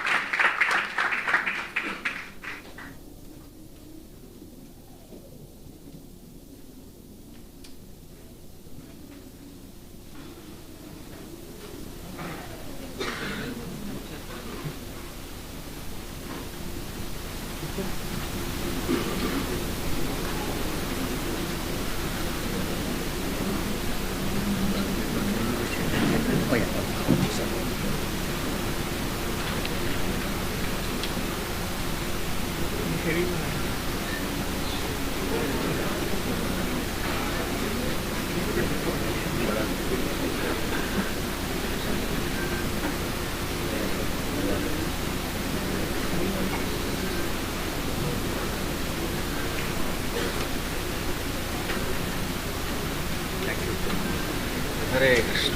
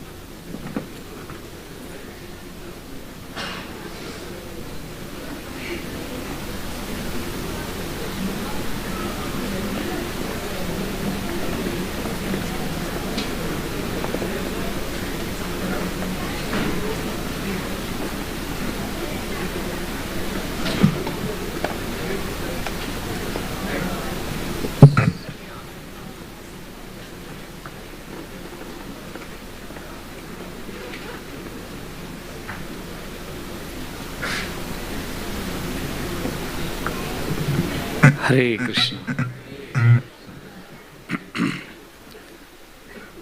Hare Krishna, Hare Krishna, Krishna Krishna, Hare Hare, Hare Rama, Hare Rama, Rama Rama, Hare Hare.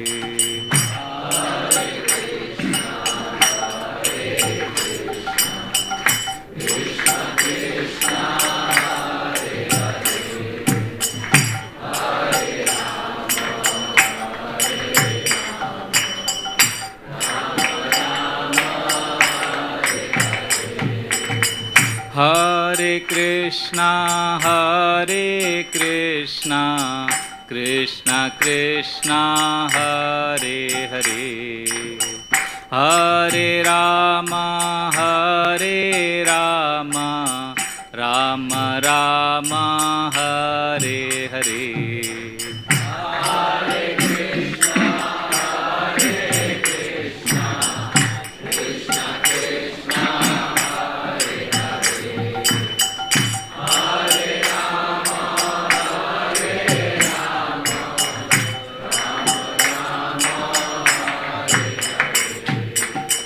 Hare Krishna, Hare Krishna, Krishna Krishna, Hare Hare, Hare Rama, Hare Rama, Rama Rama, Hare Hare.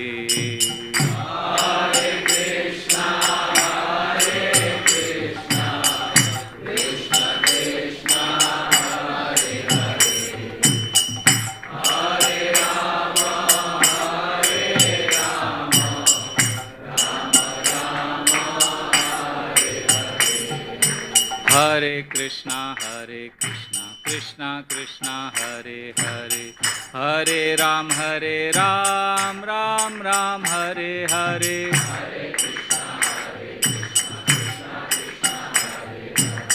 Hare Ram Ram Ram Hare Hare, Hare Krishna Krishna Krishna Hare Hare, Hare Ram Ram Ram Hare Hare, Hare Krishna Krishna Krishna Hare Hare, Hare Ram Ram Ram Hare Hare, Hare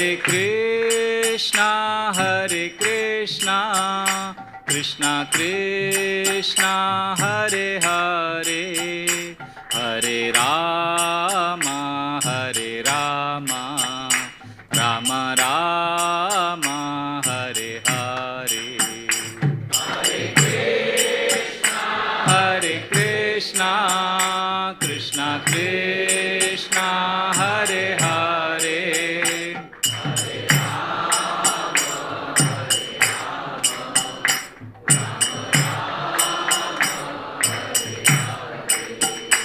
Hare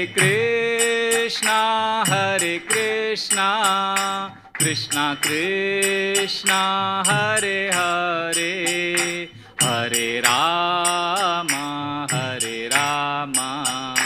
Rama Rama Hare Hare, Hare Krishna Krishna Krishna Hare Hare,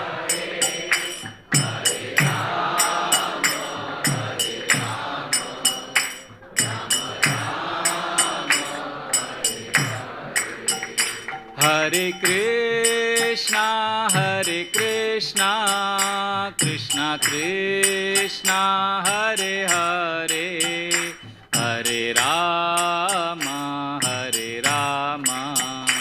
Rama Rama Hare Hare, Hare Krishna Krishna Krishna Hare Hare, Hare Rama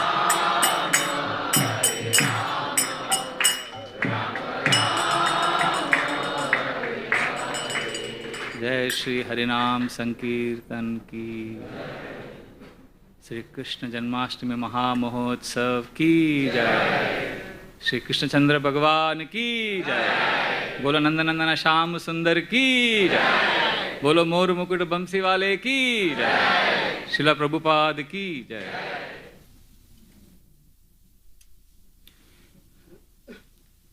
ओम नमो भगवते वासुदेवाय, ओम नमो भगवते वासुदेवाय, ओम नमो भगवते वासुदेवाय, ओम नमो भगवते वासुदेवाय, ओम नमो भगवते वासुदेवाय, ओम नमो भगवते वासुदेवाय। नारायणं नमस्कृत्यं नरं चैव नरोत्तमं देवीं सरस्वतीं व्यासं ततो जायामुदीरयेत्।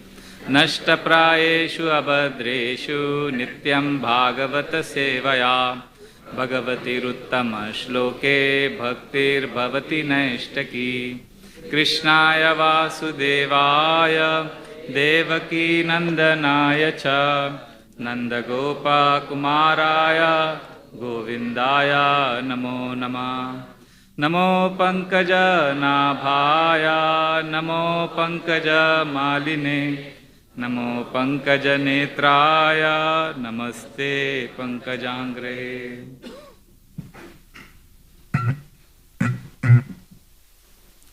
ॐ अज्ञानतिमिरन्धस्य ज्ञानाञ्जनशलाकया चक्षुरुन्मिलितं येन तस्मै श्रीगुरुवे नमः। मूकं करोति वाचालं पङ्गुं लङ्घयते गिरिं यत्कृपातमहं वन्दे श्रीगुरुदीनतारिणं परमानन्दमाधवं श्रीचैतन्यम् ईश्वरं। नमो ॐ विष्णुपदाय कृष्णप्रेष्ठाय भूतले Srimate Bhaktivedanta Swaminiti Namine.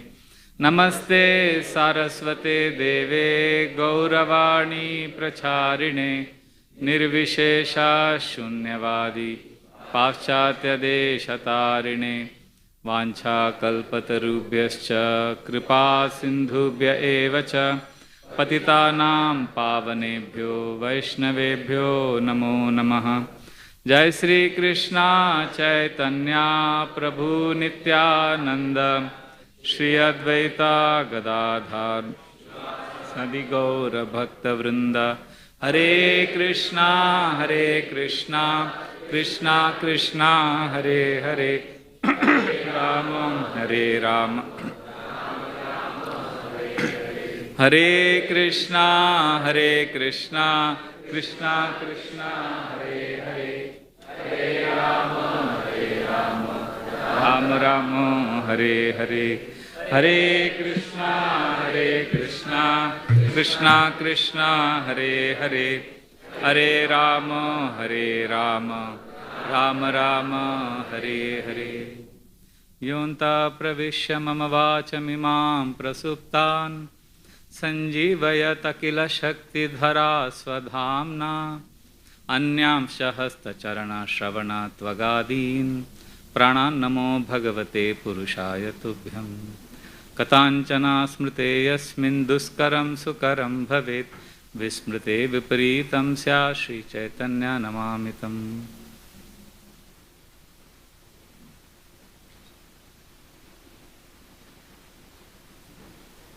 Hare Krishna. Thank you, Dwarkadhish Prabhu. Seek your permission. Ranjanandan Prabhu also. And all the senior devotees. Thank you everyone for coming today morning for this festival Katha. I also thank my dear friend Baldev Prabhu for giving me an opportunity to speak on Srimad Bhagavatam. So when Dwarkadhish Prabhu was speaking, this most amazing, attractive qualities of Krishna, how we built it up slowly. And just he brought Krishna to Vrindavan and revealed to us. So when he was revealing about Krishna's most attractive nature, I was remembering a few pastimes of Krishna in the contemporary times. And I'll just share that first before we dive into Srimad Bhagavatam. His Holiness Swayam Bhagwan Keshav Maharaj, a very dear friend of our devotees here, he was here last week. So he was mentioning, I think in the Prerna class or I think the Sunday evening class, a story. He was distributing books in Paris. And one Muslim boy approached him. And when he saw Krishna's photo in the Bhagavad Gita, he said, "How do you know him?" He asked Keshav Maharaj. Keshav Maharaj said, "How do you know him?" So he said, "I love this person. I'm completely captivated by this person." So then who is he? But I don't know his name. So then Keshav Maharaj said his name is Krishna. So he said, "My heart is completely captured by this person ever since I went to India." So Keshav Maharaj said, "You went to India?" He said, "Yes, I went to one place in India and there I saw him for the first time." So Keshav Maharaj said, "Which place you went?" So he said, "Well, you wouldn't know. It's a small place in India." So Keshav Maharaj said, "You can try me. I may know." So then this Muslim boy is telling him, "This is a place called Jaipur." And Keshav Maharaj's heart started beating fast. And then he said, "Which place? Where in Jaipur?" So this boy said, "I went to a place called Govinda Temple." He said, "I had gone to Radha Govinda Dev Temple." And he said, "Ever since I went to that temple, I've been haunted. I've been completely captivated by this personality." So you can see how Krishna is all attractive, not simply, it's not theory. There are unlimited examples. Today morning we were discussing, some of the brahmacharis were in the back. As devotees were rushing in for Mangalarti, from 4 o'clock, they're all coming in. And we were like, wow, how Krishna is so attractive. I remember Radha Gopinath Prabhu, I had a chance to assist him. We went to Moscow once and we met one boy called Alex. So I asked him how he became a devotee. And he said, he and his 3 friends decided to go to Goa for enjoying only sense gratification, pure sense gratification. So he and his 3 friends come to India, go to Goa, they enjoy, and then they said, "Let us go to Bombay." So while going from Goa to Mumbai, So they went through some villages in the Konkan region. And he said, I don't know which village it was. I went to one village and there I saw one Krishna temple. And I was so captivated by that deity of Krishna there. And then the pujari there gave me some Mahaprasad, some khichdi. And I had never tasted something like that. So then I asked him which temple, which place. He said, I don't remember anything. I don't even remember the name of the place. I just know that Krishna temple, that Krishna deity, the prasad. And I came back to Moscow and I was only thinking of that experience. All the sense gratification, as when Dwarkadhish Prabhu was saying about Cupid, the Kandarpa Koti, I immediately remembered that incident. What power Krishna has, that all the sense gratification paled in comparison to that experience of a few minutes getting that Khichdi Mahaprasad and seeing Krishna's deity form. And then he said, I came to Moscow and I was constantly thinking of this deity. And then one day, one of my office colleagues gave me a Bhagavad Gita. And I saw Krishna's photo there. And then I said, and I went online, found out, and then I came to the temple, and I immediately joined. So he had been there for many years. So this is confirmed by Rupa Goswami. Smeram bangi traya parichitam sachi vistirna drishtim vamsi nesto darakishalayam Ujvalam Chandrakena Govindakhyam Hari Tanumiya Keshi Tirto Pakanthe Ma Prekshishthastava Sakhe Yadi Bandhu Sange Strirange. One gopi is telling another gopi, my dear friend, if you are attached to your family, home, material things, don't go to the banks of Yamuna at the Keshi Ghat. Don't go to Keshi Ghat. Because there you will find this threefold bending form of Smeram Bangi Traya Parichitam Sachi Vistirna Drishtim. This boy will cast loving glances, sidelong glances. Vamsi Nasto Dara Kishalayam. And he's transcendently beautiful and he's playing his flute. And his name is Govinda. Govindakyam Hari Tanuya Keshi Tirto Pakant. So don't go there if you're attached to your family. So this is a very beautiful way of saying go there. So this is how Krishna is all attractive. I don't know if you are aware, last year one video on WhatsApp was going viral. It was about a singing competition, completely non-devotional. Like we have Indian Idol in India, in Mumbai. So like that, there is some Kerala, there is a singing competition. All children were singing, taking part in that contest. So the WhatsApp video was on 3 different contests, in 3 different places, 3 different judges, panel of judges. And children are singing. And one particular song in Malayalam is about Krishna. So that song, when it goes to the last 1 minute, it's high pitch. So these children have to sing Krishna, it's like a very high pitch, they have to keep saying Krishna many, many times. So in all the contests, when this child was singing this particular song, and especially this last 1 minute, all these children, their voice was choked, tears were coming from their eyes. None of them are devotees. It's a purely karmi, material singing competition, but because it is a Krishna bhajan, in all the 3 different contests, all the 3 different children, when they are chanting Krishna with intensity, it is Namabhas chanting, they are just intensely, they are present in that name, chanting. Tears are coming and these children are generally, they are very pure, innocent. So that there was an upsurge of emotions and all of them were crying. In fact, one was a Muslim girl. She was in hijab and she was in that black dress. Even she was choked with emotion. You can't explain this logically.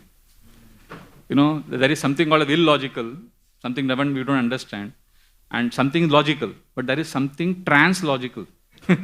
This Chaitanya Charan Prabhu says, there is something beyond logic. You can't use logic to understand. So this is our Krishna, who is all attractive, all loving, most beautiful, most kind. And our focus, as Dwarkadhish Prabhu said today, by quoting this verse, Krishna Tadi, our job description for today, what we are supposed to do today and every day, of course, of the year, is to focus our mind on this all attractive Krishna, and allow Krishna to charm our hearts.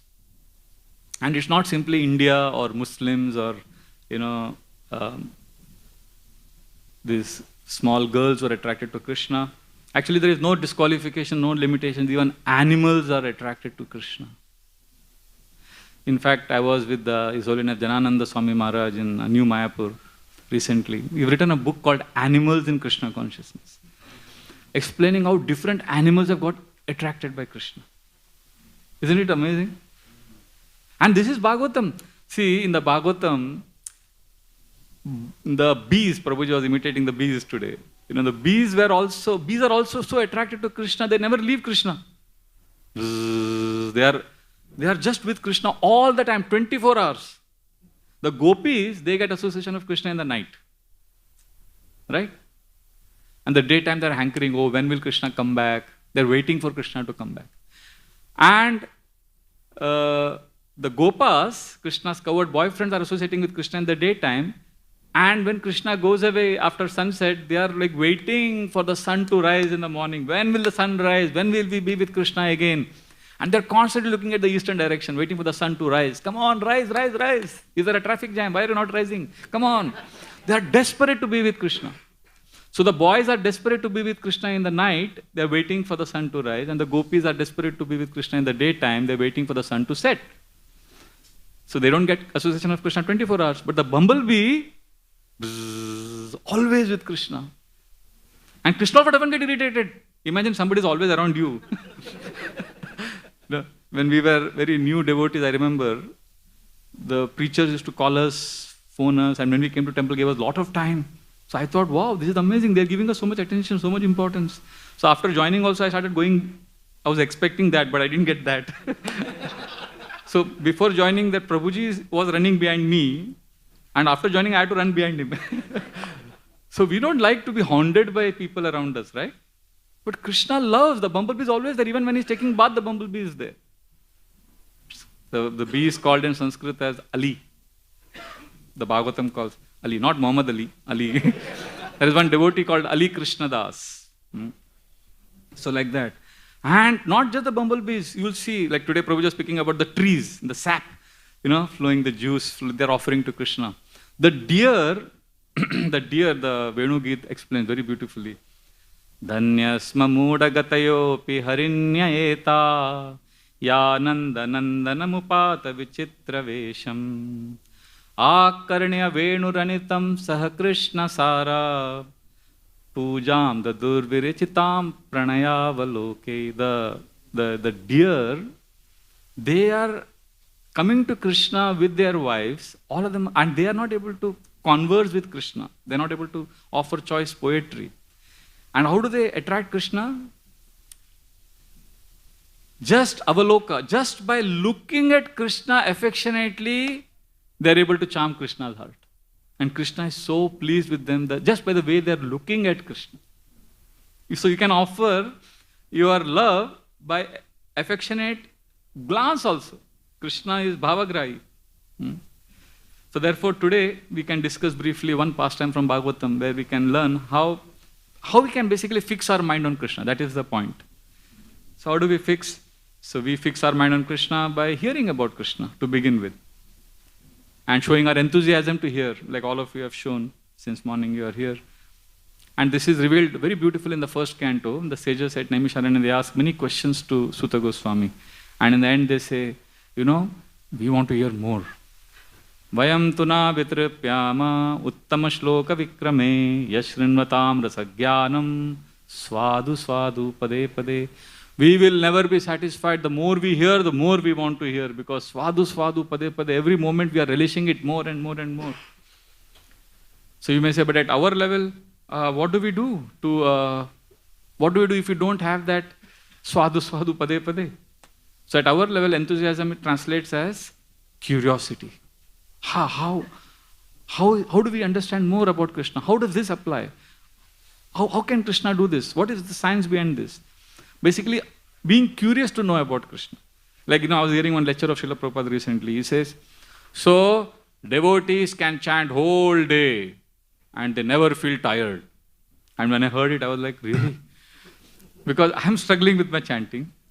So that one thing we could do is when we are not able to accept the statements in scriptures as it is, especially when pure devotees make, sometimes our fanatic attitude is, no, it is right, Prabhupada said it, so it is right. Or we are in denial, oh, I'm so fallen, I don't know, I can't chant like this. And then we feel discouraged. But if we really want to have enthusiasm, we need to be curious, to ask, Hare, Prabhupada is saying, by chanting, you never get tired? Whole day Prabhupada can chant. So what is there in the holy names? Or what is there in a pure devotee that he can chant whole day? I want to know more. So this attitude, this mood is what actually helps us become excited in bhakti. And this curiosity will lead our Krishna consciousness from a casual approach to a serious commitment. It will happen when we constantly have these questions. Like, when there is a very famous prayer of Kunti Devi, all of you know this, where she's asking for more troubles. Vipada santu ta, you can chant, maybe you can repeat after me. Vipada santu ta shashvat tatra tatra jagat guru bhavato darshanam yasyat apunar bhava darshanam. Kunti Devi is saying, Krishna, give me more and more troubles. Because when I get more and more troubles, I remember you, I see you. And when I see you, then there is no more seeing of birth and death. What a prayer. Can anyone pray like this? Is there anyone here who has no difficulties in life, no troubles in life, and wants more? Nobody will raise their hand. Everybody has enough. And here Kunti Devi is saying, give me more troubles. So a curiosity mindset means, how can she pray like this? What is she experiencing in bhakti that is making her ask like this? How is Krishna reciprocating? He said, there was an orphan boy who had no parents and he was living in the slums. And he was one day playing with his friends cricket and he injured his feet very badly. So nearby there was a hospital. So his friends took him to the hospital and there was a very elderly nurse who treated him with so much love and affection that his heart was completely charmed. He had never got that affection of a parent. And when that nurse gave him so much love, he was so happy. And then after some days, he became cured. Then he started playing with his friends again. And when playing, suddenly he went to one of his friends and said, I wish I get injured again, so that I get again admitted in the hospital. So that that nurse comes to me again and takes care of me. So this is like what Kunti Devi is experiencing. So many difficulties, but she has experienced Krishna in a very special, amazing way. So as devotees, sadhakas, we need to be this, we need to have this curiosity. And that's when Krishna will manifest. This Prince Siddhartha became Buddha because of this wanting to know what is birth, what is death. So we'll also have our Prince Siddhartha moment if we are constantly asking Krishna, what is Krishna consciousness? One of our former presidents of India, Abdul Kalam, he was very popular with children. So he once asked, in a group of 5,000 children were there. So once one child asked a question, who was the world's first scientist? And immediately he said, he got a thunderous applause for this. He said, the child is the world's first scientist. Because the child is always asking, seeking. And the child has a possibility mindset. Ho sakta hai. Like one child asked him in front of thousands of people, there is no water in Rajasthan, but there is so much water in Brahmaputra. Why not transfer that water to Rajasthan? So then he was thinking, he went blank, Abdul Kalam. He was saying, how do I explain to the child that river is a state issue and center government cannot intervene? So for the child, it didn't matter. For the child was possibility mindset. How can this happen? This should happen. How can I develop love for Krishna? See, what happens when we get older, we become cynical. And we like, okay, our enthusiasm goes down. So we need to be careful about this.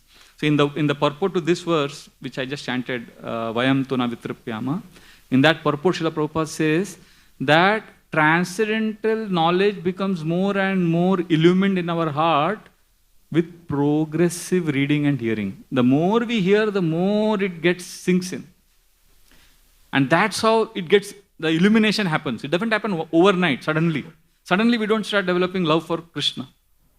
Progressively. Krishna swadamo pagate jnana dharma bihi saha kalo nashtadrishamesha puranarko dhunodita. Srimad Bhagavatam has come as the sun to dispel all the darkness. And that purport Srila Prabhupada says, darkness is not simply darkness. Even the inability to go out of ourselves, bodily identification, that is also darkness and blindness. So we are full of ourselves, I, me, my consciousness. But when we connect with Krishna, Srimad Bhagavatam, and hear sincerely, then the sun of Krishna rises in the heart. You know, there are places in the world where there is no sun, or they get very little sun. But interestingly, they are very rich countries, rich places. They have lot of, they have floodlights, they have electricity, 24 hours. They have football matches, they have floodlit stadiums, lit stadiums. But still, in these countries, almost 55 to 60% of population, they suffer from a disease called SAD, SAD, seasonal affective disorder, which is caused because of no sun. And you may think, "Arey, itna light hai," but sun is sun. जो sun दे सकता है, वो light नहीं दे सकता. Similarly, in this world, there are people who have lot of wealth, lot of comfort, material comfort, सब कुछ है, पर Krishna नहीं है. That is why there is a vacuum. See, there is one beautiful lecture of Srila Prabhupada. I request you to hear this. This is November 1974, Bombay. The Radha Rasbari temple is under construction. Prabhupada has got the land. So he's giving a class. And he says, an Indian audience are sitting. So he's trying to impress them about Krishna consciousness. He's telling them, see, I went to American Express Bank today. And I got 9 lakh rupees from my American disciples. And you can see a buzz in the audience. You can hear that. 9 lakh rupees 50 years ago must be like what? 9 crores now. So Prabhupada is saying, I got 9 lakh rupees transferred. I got it. Why these American boys are giving? They have everything. Because Dr. Patel had argued sometime before that we Indians can't do bhakti like these Americans because we have a basic problem of belly. So Prabhupada is saying, they don't have problem of belly. So then he's saying, and still they are dissatisfied. That's why they are giving so much money. So Prabhupada says, therefore, there is something which even if your belly is filled, you will still be unhappy. So then somebody asked that, but for India, we have Bhagavad Gita, we have Bhagavatam. Prabhupada says, but you have cataract. You are not able to see the Bhagavatam. So 2 problems. One is darkness goes when sun comes. But that is like, Western people, many Western people, they didn't know about Krishna, like Alex or this Muslim boy in Paris. When Krishna entered their life, they were so happy. But Indians, many of us, we have Bhagavatam, we have sun, but Prabhupada said we have covered our eyes, put the curtain, and we are saying, where is the sun? Show me. And devotees are saying, open the curtain, open your eyes. Nahi, pehle sun dikhao, baad mein kholunga. No. So 2 things are there. One, the sun of Krishna has to appear, Bhagavatam, and also we need to have that humility and open hearts to receive Krishna. Therefore, Prabhupada would always give the example of Sanatana Goswami. He had everything. Prabhupada says he had a boat filled with gold coins. So much money he had. But when he met Chaitanya Mahaprabhu, what did he say? Gramya Vyavahara Pandita Kori Mani Apanara Hita Kichu Hi Na Jani. Everybody calls me great Pandit, but I don't know what is right, what is wrong. Keami Kene Amar Jarat Apatray. So we can't be stubborn. We have to understand that I don't know what is the goal of life. In that humility, we need to hear about Krishna. And then this combination of Bhagavatam and our humility, the sun will rise. The sun of Krishna will rise in the heart. And therefore, this principle is very beautifully taught in a very nice pastime of how having this humility and approaching a proper guru, how a guru's intervention can really help us, is beautifully taught in the 10th canto, 10th chapter, when the Yamalarjuna trees were delivered by Lord Krishna. So now we have to give a context. Before this, the 9th chapter, Mother Yashoda has bound Krishna. You know this famous story, Damodar Lila. She has bound with the ropes and Krishna is tied to a wooden grinding mortar and is like this. He can't move, he is bound. And the chapter is coming to an end. And Shukdev Goswami says, making a very loud proclamation about Mother Yashoda's special position. Evam sandarshito anga harina vrityavashyata swavashenapi krishnena yasyedam sheshwaram vashe. He's saying that this pastime, Krishna being bound, is an open declaration by Krishna that he is controlled by his devotee. And swavashenapi krishnena, Sukadeva Goswami says, who can control Krishna? Swavashenapi. He can be controlled only by himself. And Lord Shiva and Lord Brahma cannot control him. And this Mother Yashoda is controlling him. And then while giving more, and Sukadeva Goswami gets into ecstasy. He says, Nemam virincho na bhavo na shrirap anga samshaya prasadam lebire gopi yatat prapya vimuktidat. What Mother Yashoda got, Brahmaji and Shiva did not get. And na shrir api anga samshaya. Lakshmiji is massaging the Lord's feet and she also did not get this, what Mother Yashoda is getting. What Mother Yashoda got? Tat prapya vimuktidat. Vimukti. See, mukti is liberation. Vimukti is higher than liberation, which is pure love of Krishna. And Mother Yashoda got that. And as the chapter comes to an end, he reveals how anyone can get this special mercy. Shukdev Goswami says, see, we are very foolish in this world. We think if I am coming to Krishna, I will get happiness. But Mother Yashoda's paradigm is different. We come to Krishna consciousness because we want happiness. Mother Yashoda is serving Krishna because she wants to make Krishna happy. There is a difference. Very big difference. Therefore, Shukdev Goswami says, what Mother Yashoda got, no one can ordinarily get it. Because her paradigm was different. Nayam sukhapo bhagavan. Maybe you can repeat after me. This is a beautiful verse. Nayam sukhapo bhagavan. Dehinam gopika sutha. Jnaninam chatma bhutanam. Yata bhakti matam hiya. Those who are in bodily consciousness can never get this. Those who are jnanis can never get this. Those who are yogis can never get this. What they cannot get? What Mother Yashoda got. Which can only be got by bhakti matamiya. Wanting to please Krishna. See, this is the difference between Semitic religions, Christianity, Islam, Judaism, and Krishna consciousness. In all other religions, God exists because He has to do something for me. God, give me our daily bread. God is there for me. If I am not, the whole identity of God for many people is in my context. In Hare Krishna, we say, well, God is enjoying. Prabhuji was mentioning today. God is supreme enjoyer.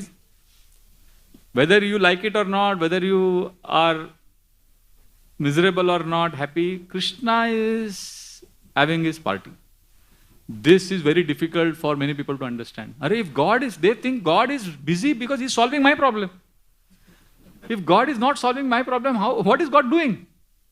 This is all I-centered religion. But to appreciate Krishna consciousness, we need to understand Krishna as an identity, as an existence other than me. That is the beginning of Vrindavan Bhakti. So now, Sukadeva Goswami says that Mother Yashoda is bound Krishna, and Krishna is now looking outside his house. What does he see there? He sees two Yamalarjuna trees. Now it's interesting, look at the irony here. Krishna is bound by Mother Yashoda. In material world, we are also bound. Krishna is bound by the rope of love of Mother Yashoda. We are bound by the rope of material desires. And it's interesting, generally when somebody is bound, what happens to him? He can't move. But the Niti Shastras say that we are bound by desire rope. They are such special rope that when we are bound, what happens? Asha nama manushyanam kaschid afcharya shrinkala. Look at this surprising rope of asha, desire. Yata baddha pradavanti. When somebody is bound by this rope, he is running everywhere. Mukta tishtanti panguvat. When one is freed from these ropes, he is just in one place. So we are all bound by these ropes of material desire. So we are running everywhere for sense gratification. But a pure devotee is also bound by the rope of not material desire, but Krishna's love. And he also runs everywhere to get the conditioned souls. Tektva sudishtija sure psita raja lakshmim dharmishta arya vachasa yadagadharanyam maya mrigam deitaye psitamanvadhavad vande mahapurushate charanaravindam. So pure devotee is also running behind the conditioned souls. So just like Krishna is bound by Mother Yashoda's love, a pure devotee is also bound by Krishna's love. And that is the basis of many pastimes. And Krishna is also bound by his pure devotee's love. So as the chapter ends, this is the 9th chapter. It's ending now. As the chapter ends, Sukadeva Goswami says, Krishna has now decided to give mercy to Nala Kuber and Manigrave, who are bound to the trees. They are bound to the tree body. And Krishna decides to, Krishna says, okay, now I will liberate them. Look at the funny part here. Krishna is bound. Krishna is bound, but he is saying, I will free them. This is one of the many, many beautiful contradictions of Krishna. Krishna has so many contradictions. With this small pinky finger, he can lift Govardhan. But when that fruit seller lady came to Vrindavan, Krishna couldn't even hold the grains properly and the grains were falling from his fingers. Same Krishna. What a contradiction. Krishna is known as Lakshmi Pati. Thousands of Lakshmis are serving him. So one who is Lakshmi Pati, does he need anything? He is the wealthiest. But what does Krishna do? He steals butter. Who steals? One who doesn't have anything. So Lakshmi Pati is stealing. And he is glorified for that stealing. Do you know any big man? Do you know any person who is glorified for stealing? Like if the billionaire, I don't want to name his name, the India's richest man, if in the annual general body meeting, the shareholders meeting, if he is introduced, this is such and such person, and his credentials are, when he was in school, he used to steal a lot. Nobody likes to be called as a thief. But look at Krishna, Lakshmi Pati, he is stealing butter. That is the second contradiction. Third is, Gajendra prayers we find, Yakaschanesho, Balinonta Koragat, Prachanda Vegat. Our death is afraid of Krishna. And Krishna is afraid of his mother Yashoda. This is another contradiction, beautiful contradiction. And fourth contradiction is Krishna kills demons, but he is easily defeated by his friends. Coward boyfriends. In fact, after killing, I don't remember, Keshi. So some of the boys said, hey, how did Krishna cannot kill? This is not our Krishna, I think. There's something wrong here. But then they called him and they wrestled with him. Shridhama wrestled with Krishna and defeated Krishna. And then they said, theek hai, hamara hi hai Krishna, normal hai. So like that. So Krishna, this is one of the contradictions of Krishna. Another amazing contradiction of Krishna, paradox is, he steals the clothes of the gopis in Vrindavan. That pastime is there. But he provided unlimited sari to Agre Kuruna Mata Pandavanam Dushyasanena Ritavastra Kesha Krishna Tadakrosha Dananyanatha Govinda Damodara Madhaveti. So, when Dushasan Rita Vastra Kesha, when he was dragging Draupadi by her hair and by her sari, Krishna provided unlimited sari. So like this. And another amazing contradiction of Krishna is Sarvagya. He knows everything. He knows what's happening in our heart. He knows what you prayed 20 years ago. He knows everything, Sarvagya, because he's there in the heart as Paramatma. Isn't it? What is the verse in the Gita? Sarvasya chaham hridisannivishto. He is there in the heart. He knows everything we are praying. But the same Krishna who is Sarvagya, in Vrindavan he becomes Mugdha. Totally bewildered. Confused. And he is looking at Mother Yashoda and saying, I don't know.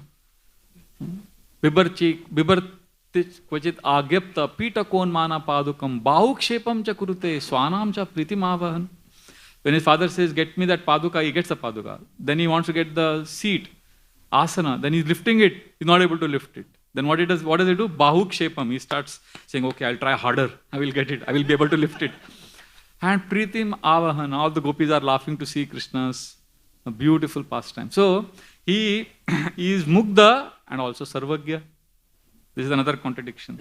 And one more contradiction is he killed Putana. But he gave her liberation. He gave her the position of mother, nurse. When Krishna was leaving this world, he called out to his mother. And immediately three ladies appeared. Devaki, Yashoda and Putana. And the last contradiction, which is today we are discussing, the 8th one, is Krishna is bound. But he is releasing Nalkuver and Manigriv. So this is amazing contradiction. See now, don't say, "Arey, contradiction resolve karne ka humko." See, devotees means if the contradictions are resolved, they try to understand. They resolve, they are happy. And they say, Hari Bol, they are happy. If the contradictions are not resolved, also they are happy. They simply want to glorify Krishna. And Vishwanath Chakravarti Thakur says, all these contradictions can be resolved if you understand one quality of Krishna. What is that? Bhakta Vatsala. He loves his devotees, and for his devotees, all these contradictions he manifests. He gives the example of a bumblebee, when the bumblebee enters the lotus flower for nectar, the bumblebee has enough strength to penetrate wood. Daru bheda nipunopi shadangrir, but nishkriya bhavati pankaja koshe. But it gets trapped by the lotus petal. Because there is so much nectar in that lotus. So Krishna is like that bumblebee, and devotee's heart is like that lotus flower. And there is so much nectar in the devotee's heart, and Krishna is taking that nectar from the devotee's heart, that petals, his knowledge aspect, that he is the Supreme Lord, that gets covered and is happy to be covered over, his knowledge to be covered over. So that is how we understand. And therefore Shukdev Goswami says in this chapter that what Brajavasis are experiencing is most astounding. Yat padapam sur bahujanma krichrato dhritatma biryogi birapalabhyaha saeva yadrug vishaya swayam stita kim varnyate yat dishtam aho vrajaukasam. He says, aho vrajaukasam. What blessed fortune these Brajavasis have. What they have got is yatruk vishaya swayam stita. Krishna is standing right in front of them. This Krishna who cannot be obtained by yogis by doing penances for millions of years, by jnanis by studying scriptures, what they cannot get, these Brajavasis have got. Look at Parikshit Maharaj. He is hearing all this. He is so attentive. Already 3.5 days have passed. And he has not eaten anything. He is fasting. He is tired. Like we are fasting for 3.5 hours. And we are tired. And he is fasting for 3.5 days. But he is not tired. He says, I am actually feasting on Krishna Katha. He is so attentive. When Shukdev Goswami is narrating this, immediately he says, I have a question. He says, why these Nalakuver and Manigriv were cursed to be trees? I want to know this. So Shukdev Goswami says that Krishna is replying to that answer. He says, Krishna, he wants to show now. What does he want to show? Mother Yashoda loves me, so she has bound me. There is another devotee who has also bound me by his love. And there is another devotee who has conquered me. Who is that devotee? Narad Muni. So Krishna wants to reciprocate with Narad Muni. So Shukdev Goswami says that these Nalakuver and Manigriv, sons of Kubera, very wealthy, very rich, but they had become proud. And they were in Kailash Ganga enjoying with their girlfriends. And they were naked. And they were enjoying. And Narad Muni came there, the girls immediately felt shy and they covered themselves. They dressed themselves. But Nalkuver and Manigriv, shameless, they didn't care. And Prabhupada writes a very, very poignant purport, I mean, very amazing point. He says, generally people go to Ganga to remove sins. They are in Ganga committing sins. So then, Prabhupada said that's how intoxicated they were with pride. So, when we are intoxicated with false pride, only a pure devotee can smash it. So we don't realize when we are intoxicated with pride how degraded we can become. Dwarkadhish Prabhu was speaking about lust today. I was thinking, sometimes if the attitude is right, lust can make a person humble. A devotee can be like, Prabhu, please help me. But false pride just completely blinds one. And just like when a person is drunk, you've seen this? A person is drunk and he may be lying in the gutter, but he thinks he's alright. You see? Everybody knows that he's drunk, but he doesn't think he's drunk. He's saying, I'm alright, I'm alright. So what does he need to come out of that state? Tight slap. Only then he will wake up. That's what happens when false pride. Nal, Kuber and Manigriva are not trapped by false pride. Like they say in Hindi, when it's very cold, your hand doesn't work. हाथ काम नहीं करता ठंड में और दिमाग काम नहीं करता घमंड में. So when we are intoxicated with false pride, we can't understand what is right, what is wrong. So there is no other way. So Nal, Kuber and Manigriva need now. What do they need right now? On big slap. And then they will wake up. So Narad Muni is a pure devotee. Pure devotees are not, he is not affected by three modes. He is driven by compassion. What did Maharaj say today morning class? He said, heart of compassion. Janmashtami festival. So, and wherever Narad Muni goes, it's all auspicious. Sadhu Sangha, Sarva Shastra Koe, Lava Matra Sadhu Sangha, Sarva Siddhi Hoye. Brahmanda Brahmite Kona Bhagyavan Jeev, Guru Krishna Prasade Paye, Bhakti Lata Bij. So he comes there and he sees this naked man and he feels very sorry for them. Because they are not recognizing that a devotee has come, they need to dress themselves. So externally it appears right now that Narad Muni is angry. But he is not angry. What is the proof? Falena Parichayet. Look at what he does. He curses them apparently, but he curses them in such a way that they get Krishna. So it's not curse. Srila Prabhupada was in that, Morning Star Ranch. All naked people in that colony. Srila Prabhupada was taken there for preaching. So he saw one man, in that they have their own farm, they live naked there. They have their own crazy philosophy. Srila Prabhupada looked at him and said, what are you doing? So that man said, I'm growing potatoes. Prabhupada said, I'm not talking about that. I'm talking about what are you doing with your life? That statement hit him so hard. अरे हाँ मैं जिंदगी में क्या कर रहा हूँ? And he just followed Prabhupada. And he came to the temple. And like this, many people came. And this man, he went on to become a devotee. His son is an initiated devotee. Also his son also. And he's made a lot of services. He has rendered. We personally know him. So this is Prabhupada disciple story. And he was saying, after Prabhupada came to that colony, next day, many people from that colony came for Mangalarti, morning program. Prabhupada said, kapda pehen ke aane ka. The Shukdev Goswami ko imitate nahi karne ka. So here, Nal, Kuber and Manigriva are like this, in that naked condition. Now Shukdev Goswami says, Krishna is seen them, now in the form of trees.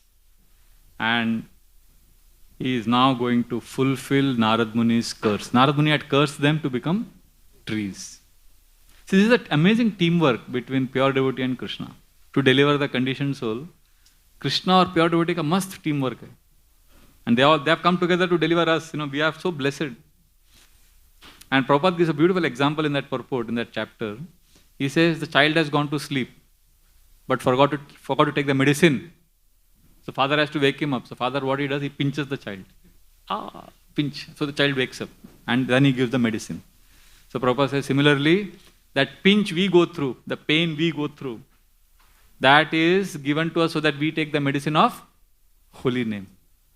Same verse, same purport, Vishwanath Chakravarti Thakur gives a different example.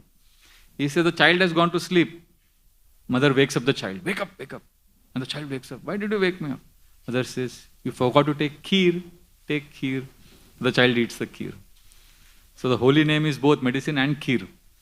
Right? So Prabhupada, our acharyas, they come and they wake us up from our slumber and they give us the holy name.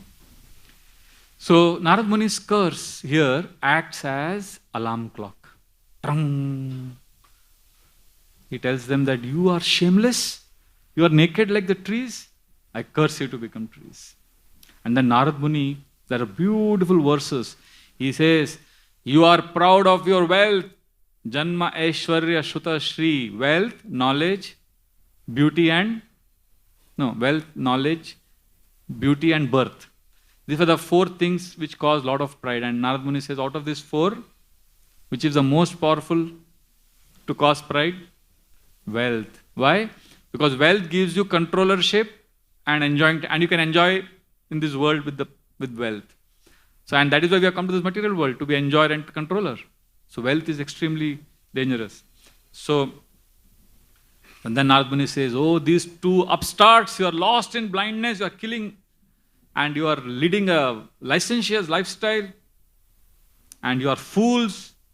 You can't understand that this body is temporary. Krimi with bhasma sanyitam. The body will become worms. It will be eaten by worms after you die, if it is buried.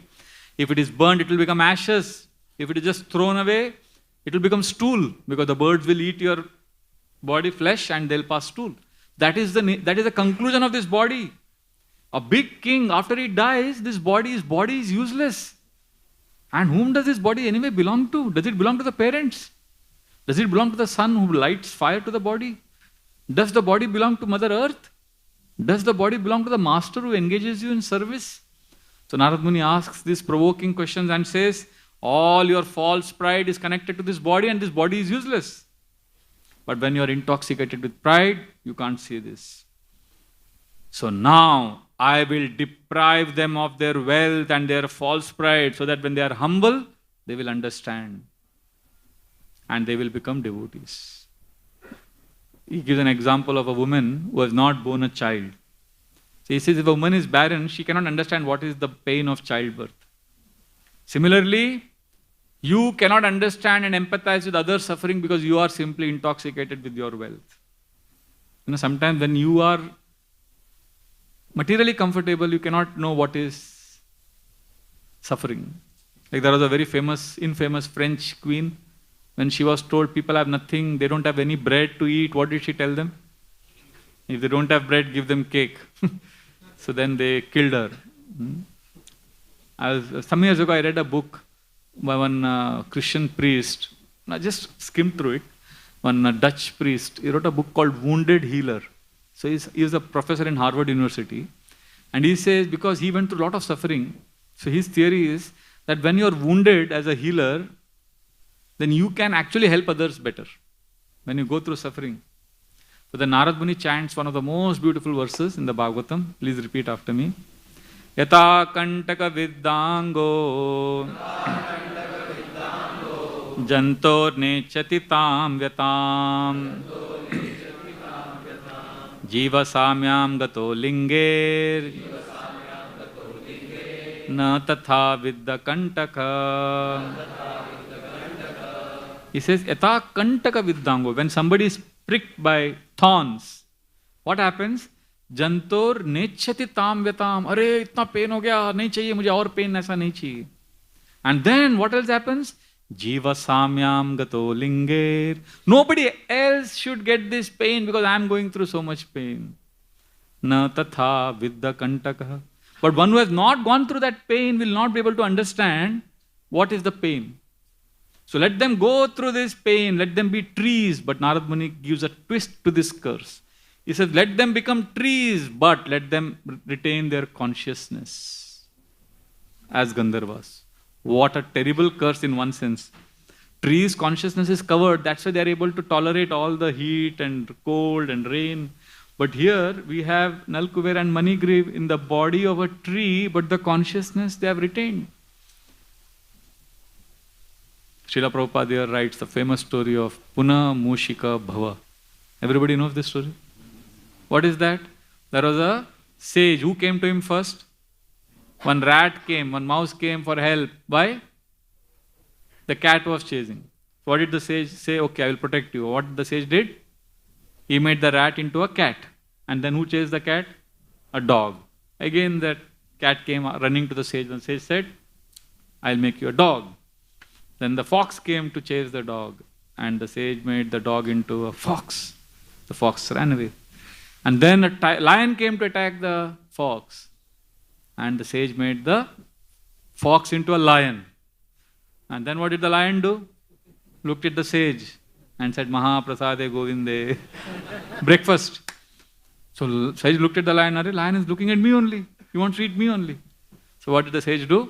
Puna Mushika Bhava, become a rat again. So this is what has happened with Nalkuver Manigriv. Narad Muni has cursed them to become trees. And when they are deprived of their wealth, immediately they become humbled. You know, C.S. Lewis, he says, for many of us, humiliation comes before humility. We have to go through suffering. One of the first winner of Kaun Banega Karodpati event, 12 years ago, the one who won the 5 crore prize money, the first man to win 5 crores was a man called Sushil Kumar. He won 5 crores and he went crazy. And today, and in this journey of 12 years, is so dramatic. So much money he got and so many friends. Suddenly, from everywhere, friends came. And so much respect. And he was invited as chief guest for many places. And he started thinking too high of himself. And he says, now today, and he lost all that money finally. And finally today, right now, he is a simple school teacher in Bihar. And he says, the peace I'm experiencing now, I cannot describe. When I had all that money, I suffered so much. I lost it in gambling and got drunk. I got addicted to drinking. My family life was totally destroyed. He just couldn't handle that money. And he says his realization was, when you have money, people ask you, how are you? When you don't have money, they ask you, who are you?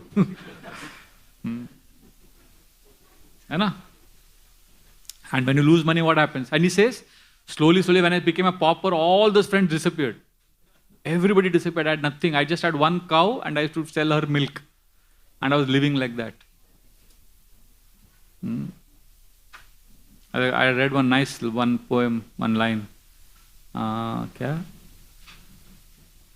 मेरी जेब में जरा सा छेद क्या हो गया, सिक्के से ज्यादा रिश्ते गिरने लगे.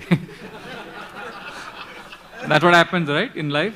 When you get small, coins don't fall so much. So, this is false pride because of having so much wealth. Markatasya surapanam meta vrishchika damshanam tan madhye bhuta sanchara edva tadva bhavishyati. The Nitis say that, imagine a monkey. Oh, can monkey ever be peaceful? No. Markatasya surapanam. If the monkey starts drinking liquor, Markatasya surapanam, and then madhye vrishchika damshanam, and on top of it, if a scorpion bites that monkey, then what happens? And then on top of it, tan madhye bhuta sanchara. If a ghost haunts him, edva tadva bhavishyati. You can imagine what will happen. Similarly, already we have this body, material body. False pride is there. On top of it, you get some beauty, some skill, some birth, and some wealth. So this is like adding more and more intoxication to our restless, fickle, ego-driven existence. So therefore, those who are saintly people, they voluntarily accept poverty. Prabhupada says in the purport. Of course, we have to clarify, it's not that, oh, those who are poor don't have pride, or those who are rich, they are proud. It's not like that. Recently, one journalist wrote a newspaper report that he used to go to Dadar and every day give 10 rupees to one beggar. He says, I didn't see him there. And I was surprised. And after 1 month, I saw him in another bridge somewhere else in the Dadar, other place. I asked him, Are, you are begging there. You are not begging anymore there. You have come here. Why? He said, no, that bridge I gave away in dowry to in my daughter's wedding. So they also have a sense of identity. So you can't say that a beggar, Prabhupada says, is proud of his own penny. But just like we say, smartphone can cause distraction, but not everybody who has a smartphone is distracted. Similarly, not everybody who has wealth is intoxicated with pride. That's not the point. But there is a good chance of getting distracted by false pride. So then, what do we do now? Srila Prabhupada answers this very, very important question. should we now torture ourselves with poverty and austerity and so that we don't become proud? No. Prabhupada says, gives an example. Overeating causes diabetes. Undereating causes tuberculosis. So Prabhupada says devotees therefore should be neither diabetic nor tubercular. They should be neither. Similarly, we should not get carried away by extraordinary austerity and then suffer. Or get obsessed with wealth. Basically, Prabhupada says do basic and focus on Krishna consciousness. Kamasya nendriya pritir labho jiveta yavata jivasya tattva jigyasa narto yascheha karmabhi. Do what is needed, but focus on tattva. Focus on understanding Krishna. As we get older, I've seen devotees need some basic facilities. But how Maya gets us, we get these facilities so that we can take shelter of Krishna. But we start taking shelter of those facilities. And that's how Maya traps us. So anyway, the moral of the story so far is, this is Narad Muni's curse. If a saint's curse is so beneficial, imagine what will be his blessing. Isn't it? So the whole point is, hold on to pure devotees. Because remember, they have bound Krishna with their love. Mother Yashoda, Narad Muni. And if we are getting association of those devotees who are bound, who have bound Krishna with their love, then Krishna can't free himself from their love and he will do what they have desired. So our hope is that. So we are made up of devotees' mercy. And one of the best examples of this is Giriraj Maharaj. Vishwanath Chakravarti Thakur, he writes that if we want to be devotees in long run, steady devotees, we need three things. Shushrusham, hearing about Krishna. Second, he says, is Mahat Seva, service to devotees. And then there is third, very important. He says this is the first principle, which is Satam Kripa, causeless mercy of pure devotees. Kaise to karke humko wo chahiye. So Giriraj Maharaj says, he is one amazing example of his own life. He says when he was a young boy at Boston, Srila Prabhupada came to Boston University, and in the class he asked any questions. So Giriraj Maharaj was a young college student, just come first time for the class, ISKCON program. And he raised a hand and he said, how do I know who is a proper guru?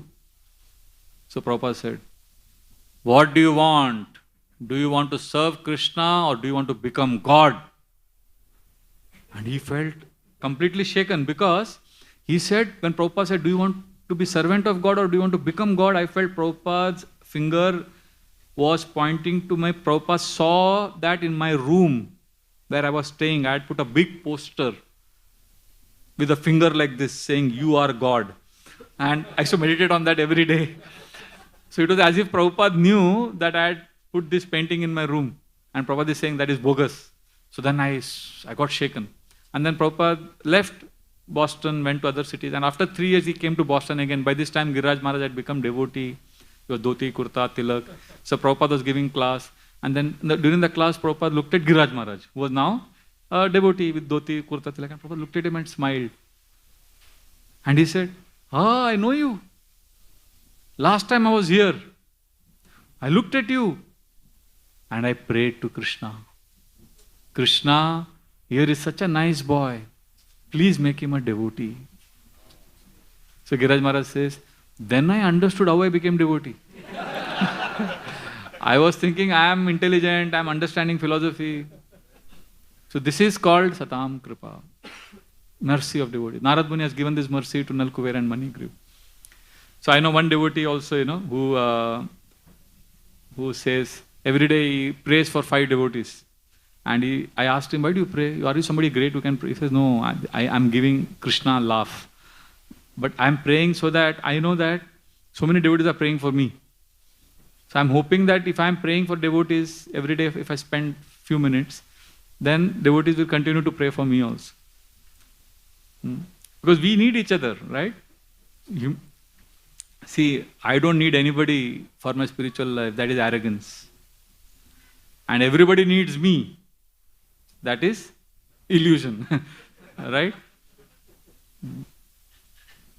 मुझे किसी की जरूरत नहीं, ये अहम छोड़िए. सबको मेरी जरूरत है, ये वहम छोड़िए. So this is our illusion, false pride. So now, very, very important. So this is very, very clear so far that Nalkuver and Manigiri pastime reveals that if we are connected to a pure devotee, then Krishna will take us very seriously. So Shukdev Goswami reveals what is now Krishna thinking. Krishna is now in grinding mortar. He sees those two trees. Look at Krishna's thinking. Please repeat this verse. Risher Bhagavata Mukhyasya Satyam Kartum Vacho Hari Jagama Shanake Statra Yatrastham Yamalarjuno. Risher Bhagavata Mukhyasya. He is a very, very special devotee. Narad Muni. This is what Krishna is thinking. So what I will do? Satyam Kartum Vacho Hari. I will make his statement true. Jagama Shanake Tatra. Slowly Krishna started crawling. Tatra. That place. Which place? Yatrastam Yamalarjuno. Where the Yamalarjuna trees were positioned. And as he reached the trees, what did Krishna begin thinking? This is one of the most beautiful verses. So now Krishna is now seeing the trees, both the trees. And he says, Devar Shirme Priyatamo Yadimo Danadatmajo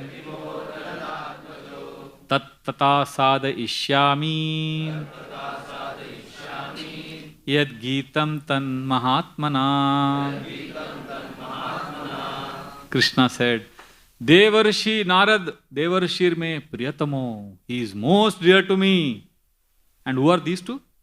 Yadimo Dhanadatmajo. They are rascals. So Krishna is very clear. Very, very clear. Devarshi Narada is very dear to me. But they are intoxicated with wealth. So what I will do? Tattata sada ishyami.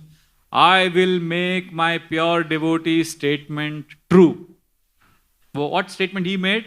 That Krishna, because he said, I'll curse you to be trees with Gandharva consciousness, but you be in Vrindavan and Krishna will deliver you one day. So Krishna is now saying, I will make his statement true. And why?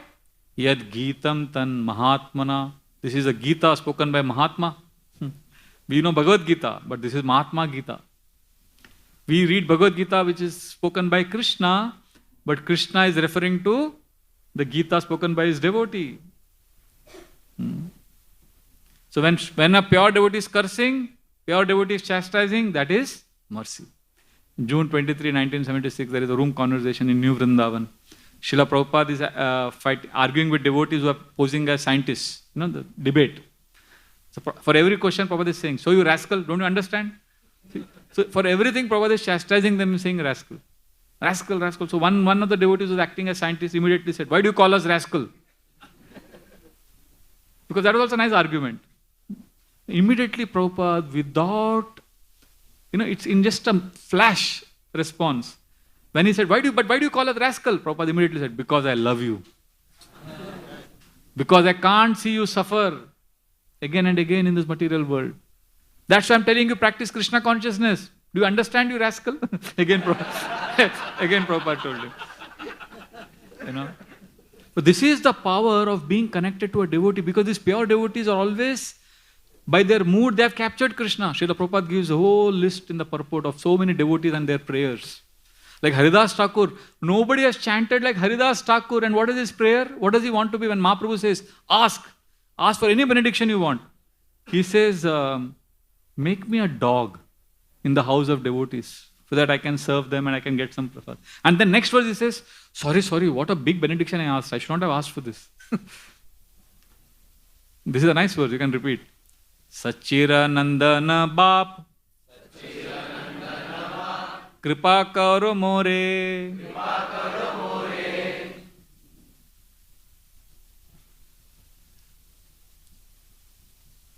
Kukuru Koriya More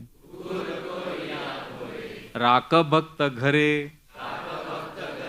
He's saying, Sachira Nandana Bap, oh my Lord, Father, Sachira Nandan, Sachinandan, Kripa Karo More. What mercy?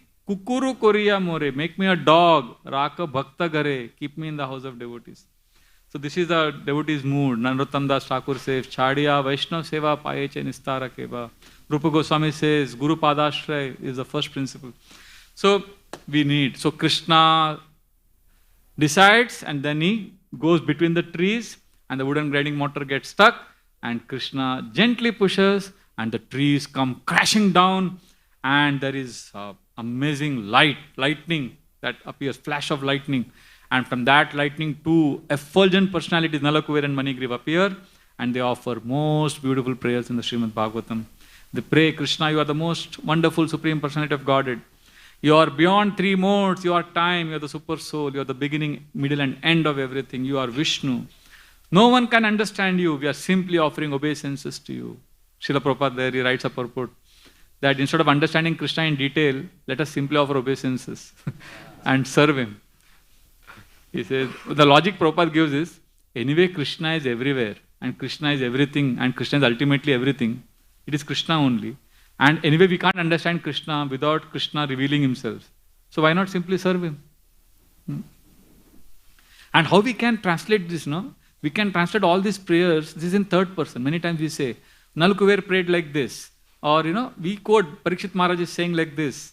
So all the prayers, we quote them in third person as if the third person is offering these prayers to Krishna. What we need to do as devotees is we need to offer these prayers in first person. We need to offer, Nalkuver is saying, Nalkuver Maniguru is saying, Krishna, you are the Supreme Personality of Godhead. So we need to offer these prayers as in first person. It has to be our prayer. We can't hide behind these prayers of Acharyas. We need to say, Krishna, you are the Supreme Personality of Godhead. Krishna, you are beyond the three modes. We have to invest emotions. This is what we do. And then Nalkuver Maniguru say, Krishna, we are so fortunate. You come as a fish, tortoise, hog, which are ordinary creatures, but you perform extraordinary pastimes. And look at our great fortune. We saw you here perform the pastime of killing Putana, Trinavarta, Shaktasur. And they were cursed to be trees for thousands of years. Actually, if you see in one sense, it's inauspicious. But you know what is the prayer they're offering? Please repeat. Nama Parama Kalyana. Nama Parama Mangala. Vasudevaya Shantaya. Yadunam Pate Namah. After being cursed for thousands of years, this is their realization. Nama Parama Kalyana. We got the greatest welfare, greatest benediction. Nama Parama Mangala. The most auspicious thing has happened in our life because we got darshan of Krishna. And then they seek permission of Krishna to leave and go back to their Gandharva Loka. So when I was reading this, I was surprised. I said, Arey, Krishna mil gaye? Abhi kyun jane ka? Sab ho gaya, itna sab tree ke sharir mein, so much suffering. But when I read the next verse, I was so inspired, so satisfied. Because this verse reveals the amazing transformation in their consciousness. They are not wanting to leave. See, nobody wants to leave after having got Krishna's darshan. But why they want to leave? Ajuna hi no bhumams tavanu charaking karo darshanam no bhagavata risher asid anugrahat. They are saying, my dear Lord of the universe, Ajuna hi no bhumams, please give us permission to serve tavanu charaking karo. Your servant Narad Muni. Because of him, darshanam, we have got your darshan. Oh Lord, because of him, risher asid anugrahat, unke anugrah se mujhe hame darshan mila hai. So they don't want to forget that. They don't want to forget the mercy they got and they want to serve. So service to pure devotee is more pleasing to Krishna. Because that pure devotee is actually serving Krishna only. So they are becoming servant of servant. Srila Prabhupada, he writes in one Janmashtami journal entry that today is Janmashtami, Gaur Purnima, Prabhupada is saying, I should have been in Vrindavan. I'm remembering Radha Madan Mohan, Radha Govind is remembering Vrindavan. But Prabhupada is there for higher service. There is one class where Srila Prabhupada is saying to all those elderly people, 1965, they're sitting in his class. Prabhupada says, I'm not happy here. I'm remembering Vrindavan. But and I want to go back to Vrindavan. He's saying like that. But then he says, no, but I will not go back. My Guru has ordered me to serve. So like this. And then Nalkuver and Manigriva offer a beautiful prayer. They say, Krishna, please give us one blessing. One blessing we ask. Vani gunanu katane shravano kathayam hastau cha karma sumanastava padayorna smrityam shirastava nivasa jagat praname drishti satam darshanestu bhavattanunam. They say, my dear Krishna, Vani gunanu katane, let from our tongues only your glorification, let it come. Shravano kathayam, let our ears be only engaged in hearing your glories.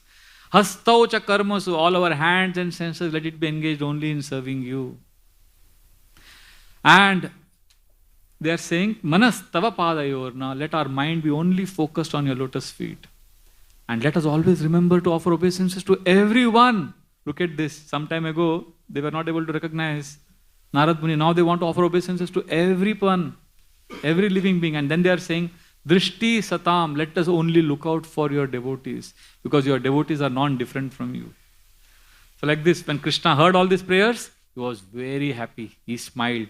And both of them did pradakshina of Krishna. And when they were about to leave, Krishna said, I know your situation. Actually, Narad Muni is my pure devotee. And you are fortunate that you are blessed by him. Krishna tells them, Sadhunam samachittanam sutaram matkutatmanam darshananno bhaved bandha pumsokshno savituryata. Krishna says, Sadhunam samachittanam, Narad Muni is peaceful, and is peaceful, sutaram matkutatmanam, and is completely dependent on me. And you are delivered because you got his darshan and he saw you. That is why you got delivered. Because when you see a pure devotee, Krishna says, Pumsokshno savituryatha. It is like the sun rising. When the sun rises, what happens? All darkness goes away. You remember earlier we were speaking how Vyasadeva wrote the Bhagavatam that sun is Krishna. When Krishna rises, all darkness goes. All ignorance goes. And Krishna is saying, when pure devotee sees you, all darkness goes. This is a classic example of Krishna glorifying devotees and devotees glorifying Krishna. Krishna said, all your desires will be fulfilled. I bless you. And then they happily go for their service. And Vishwanath Chakravarti Thakur and Srila Prabhupada write there that Krishna started crawling and started smiling. And Krishna said, he started thinking, I have freed both of them, but I am bound. They are gone, but I am here, waiting for my mother to come and release me. And I am actually enjoying this binding more than all the prayers that they offered.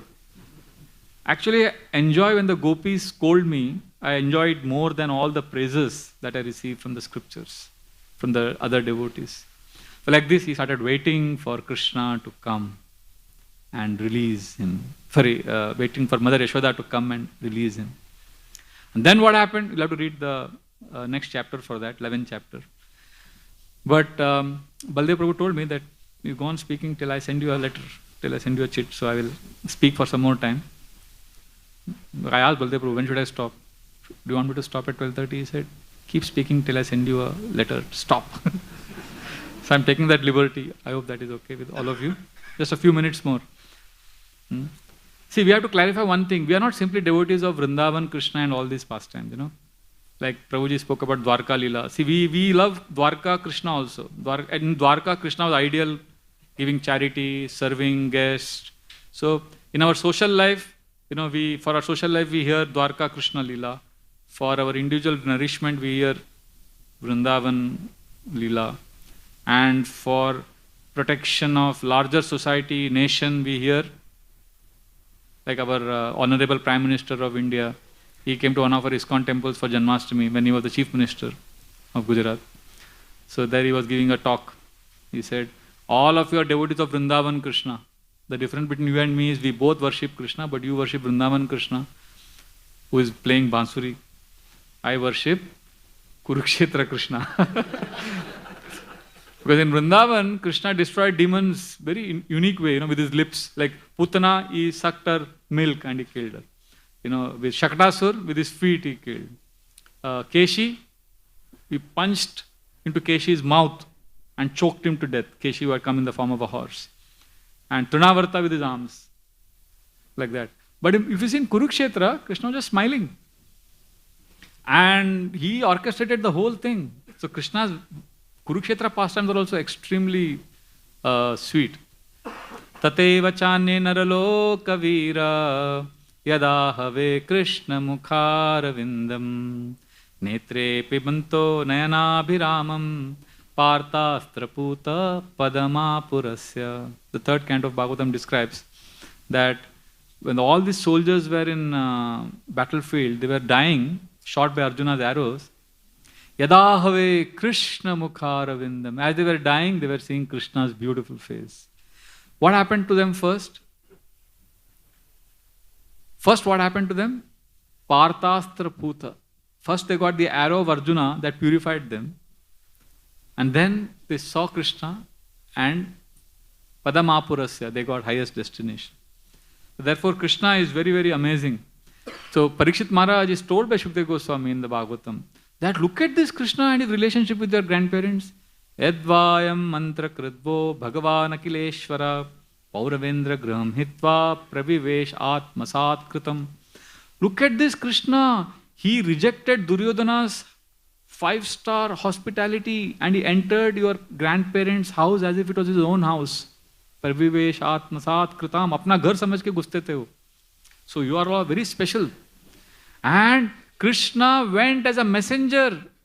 Why did he go as messenger? To Kauravas, you know that? For asking Shantidut Krishna, he went asking as a peace messenger.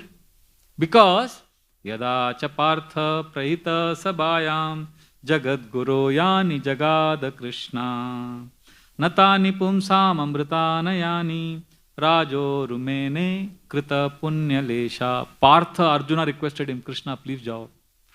Please जाके उनको एक बार समझा दो. Krishna said, okay. But do you know the context? Why did Krishna go? Before he went, something happened. Before he went, there was a messenger of peace who came to Pandavas. Who was that? Sanjaya. And Krishna was with the Pandavas that time. And Sanjaya came and told them what message, you know, from Dhritarashtra? Dhritarashtra is telling the Pandavas, you are all very nice sons of Pandu. You are peace-loving. We should not fight amongst brothers. You love Krishna. So go and stay with Krishna in Dwarka. Forget this kingdom. You should be peace-loving, non-violent. Violence is not good. Brothers should not fight amongst themselves. Like that, there is a very long letter which Dhritarashtra writes, preaching. So when Krishna hears this, he gets so angry. All the Pandavas are angry. Krishna tells Sanjaya, I will dictate one letter. Read this letter to Dhritarashtra. So next day, Sanjaya is in front of Dhritarashtra, Bhishma, Drona, Duryodhana, everybody sitting in the assembly. And Sanjaya says, I have a message from Krishna. What is that message? He says, Krishna is giving this message to Dhritarashtra through Sanjaya. What is that message? He says, my dear King Dhritarashtra, please know your son Duryodhan is a tree of sin. And Shakuni is the branch, is the trunk of this tree. And Dushasan and Karna, they are the branches of this tree. And all your other sons, 98 sons, they are all the leaves and fruits of this tree. And you, O Emperor Dhritarashtra, you are the root of this tree. And I will come and uproot this tree from its roots. And do you know who is Yudhishthir Maharaj? Yudhishthir Maharaj is the tree of Dharma.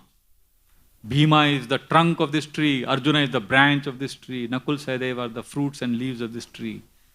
And you know, I am the root of this tree. This is what Krishna tells. So then, when Krishna says this, everybody is stunned. And nobody is saying anything. And Duryodhana immediately dismisses it. And Sanjay says, no, wait, before dismissing, let me tell you what happened. I went to the chamber, inner chamber, to request Krishna if he can do something to avoid the war. When I went, I was shocked. I saw on the bed, Krishna and Arjuna are laughing, they are clapping their hands, and suddenly they transformed into Nara, Narayan, Rishi. I realized that their incarnation of Nara and Narayan Rishi. Narayan Rishi has come as Krishna, and Nara has come, and Nara Rishi has come as Arjuna. And when I saw them, And as I was about to leave, they saw me. And they again transformed to Krishna and Arjuna. And they called me inside. And Krishna said, Sanjay, go and tell all the Kauravas, enjoy, maja karo, give charity, do what you want, have a great time, because very soon I will come and destroy all of them. Whatever time you have now, you enjoy. Because I have a debt, कर्ज चुकाना hai. I have a very big debt I have to repay to Draupadi. And I am going to take the revenge for the insult they meted on Draupadi. So that time, Arjuna requested Krishna that Sanjay is now gone with a message, but Krishna, you should go and once try. Now Krishna comes as a peace messenger with Satyaki. Satyaki is a disciple of Arjuna. And Duryodhana understands Krishna has come, he makes very special arrangements. And Krishna rejects it. And Duryodhana gets angry. He says, why do you, Krishna, always reject our hospitality? We are so sincere. Why don't you accept our hospitality? You are always favoring the Pandavas. So Krishna says, see, you are giving me this chappan bhog. Why will people eat? Anybody eats. Why does anybody eat? When he is hungry or when somebody is giving me a lot of love. I am neither hungry nor I want your love. Duryodhana was fully, if you read that conversation in Mahabharata, it's amazing. Duryodhana is convinced that Krishna is biased. His narrative, how narratives can change. Because he is driven by false ego. So even Krishna knows, he will not understand. Because he is I conscious. जैसे मैं की हवा लगी, उसे फिर ना दुआ लगी ना दवा लगी. So then Krishna goes to Vidura's house. And when he is taking prasad in Vidura's house, Vidura says, Krishna, this Duryodhana is very nasty. I have a fear that you and Satyaki, he will arrest and he may kill you. He may try to attack you. So Krishna starts laughing. Krishna tells Vidura, do you know something, Vidura? I love Duryodhana. This is an amazing section in the Mahabharata where he says, I am Duryodhana's well-wisher. He doesn't know it. I will do whatever it takes. I will drag his hair and I will try my best to save him and avoid this war. And in the assembly, when Krishna proposes to Dhritarashtra that give the kingdom, half the kingdom to Pandavas, he invokes all the Devatas and the sages to assemble. He says, all of you come and witness that I have tried my best to convince, because later on when the war happens, nobody should say that Krishna did not try. He calls all the Devatas, all the sages, and you know who comes? One of them is Parashuram also there.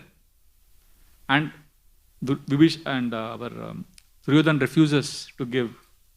That time, Parashuram says, before you decide not to give, please reconsider. I'll tell one story. Parashuramji is saying that there was once upon a time a king called Dambodbhava. He was a very wicked king. And he was wanting to fight and there was nobody to fight him. So Narad Muni told him, go and fight with Narayan Rishi. So Dambodbhava, he had 21 Aksha Avni divisions. Prabhuji was saying about Aksha Avni division today. You know one Aksha Avni division, how big it is? It has 21,870 elephants and same number of chariots. 65,810 horse cavalry and 103,710 infantry, foot soldiers. That is one Aksha Avni division. And Kauravas had 11, Pandavas had 7. And Dambodbhava had 21 Aksha Avni divisions. Who is narrating this story? Parashuram. To whom? I am testing all of you, whether you are awake. Parashuram is telling this to the Kuru assembly. And he says, when Dambodbhava went to Narayan Rishi, Narayan Rishi said, I am busy meditating. He told Nara to take care of them. So Nara took out one blade of grass, broke it into two, and he threw one half blade of grass. And suddenly so many weapons came that it destroyed all the 21 Aksha Avni divisions of Dambodbhava. So then Parashuram says, and this Nara is Arjuna. So Arjuna alone is enough to finish off all of you. So Duryodhana again dismisses this. So then Krishna says, okay, I'll give a proposal. Pandavas will fight for you, he tells Dhritarashtra. Give them 5 villages. Because Pandavas are like 5 lions. And all of you are like trees in the forest. The trees need lions to protect the forest. And the lions need the trees to survive. So Pandavas also need you, you also need Pandavas. Again Duryodhana says, this is unfair, they don't deserve the kingdom, all that, he gives a big lecture. So Krishna says, I am convinced today that in this assembly, dharma is considered as adharma and pap is considered as punya. And Duryodhana finally says, I won't give even a land that comes in the tip of a needle. During this conversation, Dushasan gets brainwashed by Krishna. Dushasan shouts, he says, Duryodhana, give back the kingdom to Pandavas or I will bind you. So Duryodhana gets so shocked that his one Dushasan has changed. So he walks out. And then Dushasan realizes, kya bol diya maine? So then he runs behind Duryodhana and begs forgiveness. And Duryodhana starts planning to arrest Krishna. And the logic, if you see those verses, you will be amazed. Duryodhana's logic, he says, we have to arrest Krishna because this is the call of duty. This is dharma. Because Vaman Dev also arrested Bali Maharaj. So he's comparing himself with Vaman Dev. And Satyaki suspects, because Satyaki their mediation is going on. Satyaki is convincing Dhritarashtra and Bhishma. Krishna is convincing Dronacharya and others. All dialogues are going on. So Satyaki tells Krishna, I think Duryodhana is planning outside, he's going to arrest you. Krishna says, you think all the ants can come together and arrest a lion? What will happen to a child if he puts his hand in the fire? And then finally, that pastime where he shows his Vishwarup when Duryodhana tries to arrest him and Duryodhana says this is magic show and he walks away. That is why this war had to happen. When I remember a few years back, one man was working with the PMO after the Balakot airstrike.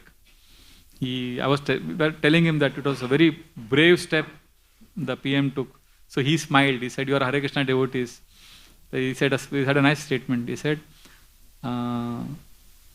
अगर दुश्मन समझाने से समझ जाता तो बांसुरी बजाने वाला कभी महाभारत युद्ध नहीं होने देता. He said like that. So anyway, the same Krishna, but you see what is the mood in Vrindavan? Very different, very sweet. He's fighting with Chanura Mushti. He's killing Chanura Mushtika and his friends are saying, and it's like in cricket match in the earlier days, when a batsman scored century, all the fans would run into the stadium. So when Krishna killed Chanura and Mushtika, all his friends, they were in the stadium, they all came running to the wrestling arena and they started jumping with Krishna, dancing with Krishna, and they started wrestling with Krishna. And Kamsa is watching all of this. And to rub salt on Kamsa's wound, the insult to injury, Krishna is wrestling with his friends in front of Kamsa and Krishna loses. And Krishna looks at Kamsa. So these are all Rasik purports, in the Vrindavan pastime, Mathura pastime, there's such a flavor. When Prabhuji was speaking, I was remembering how in Gopal Champu also Jiva Goswami gives a very amazing twist. He says, Krishna never killed Kamsa. Krishna will not kill, no? How can Krishna is very nice. Krishna will never kill uncle. You are never supposed to kill uncle. He wanted to hit the helmet of Kamsa, but Kamsa got up, so accidentally hit his. So like that, very Rasik purports our acharyas give. Trinavarta, when Krishna was on, because Mother Yashoda would play with Krishna, she would lift Krishna, she would, toss Krishna. So when Krishna was tossed, Krishna felt, I want to also fly high like the birds one day. And when Krishna was on Trinavarta, it was like, you had a desire to go on like, something like Disneyland, wanted to go on a high. And then he says, when he was on Trinavarta, that is the first time he saw Govardhan. And he said, hi, Haribol to Gujarat. And he said, I'm going to come very soon and perform pastimes there. So this is the same Krishna, but you see how it's different also. Kurukshetra, he's using his intelligence. So on the 11th and 12th day, we know what happened. Bhishma Pitama fell. Then Krishna was in full flow. Actually, on the 4th day of the Mahabharata war, that was the first time Duryodhana realized that Pandavas are powerful. Because that one day, Bhima killed 10 brothers of Duryodhana. And Duryodhana said, my God, these people are very powerful. Bhishmacharya, he went to Bhishma Pitama and said, how did Bhima manage to kill my 10 brothers? So Bhishma said, because Krishna is doing all of this. And do you know, Krishna is the Supreme Personality of Godhead. And there is a chapter of glorification of Krishna by Bhishma to Duryodhana is hearing submissively. And at the end of it, Duryodhana says, I agree. I admit Krishna is the Supreme Personality of Godhead. I surrender to Krishna and I seek his blessings to win the war.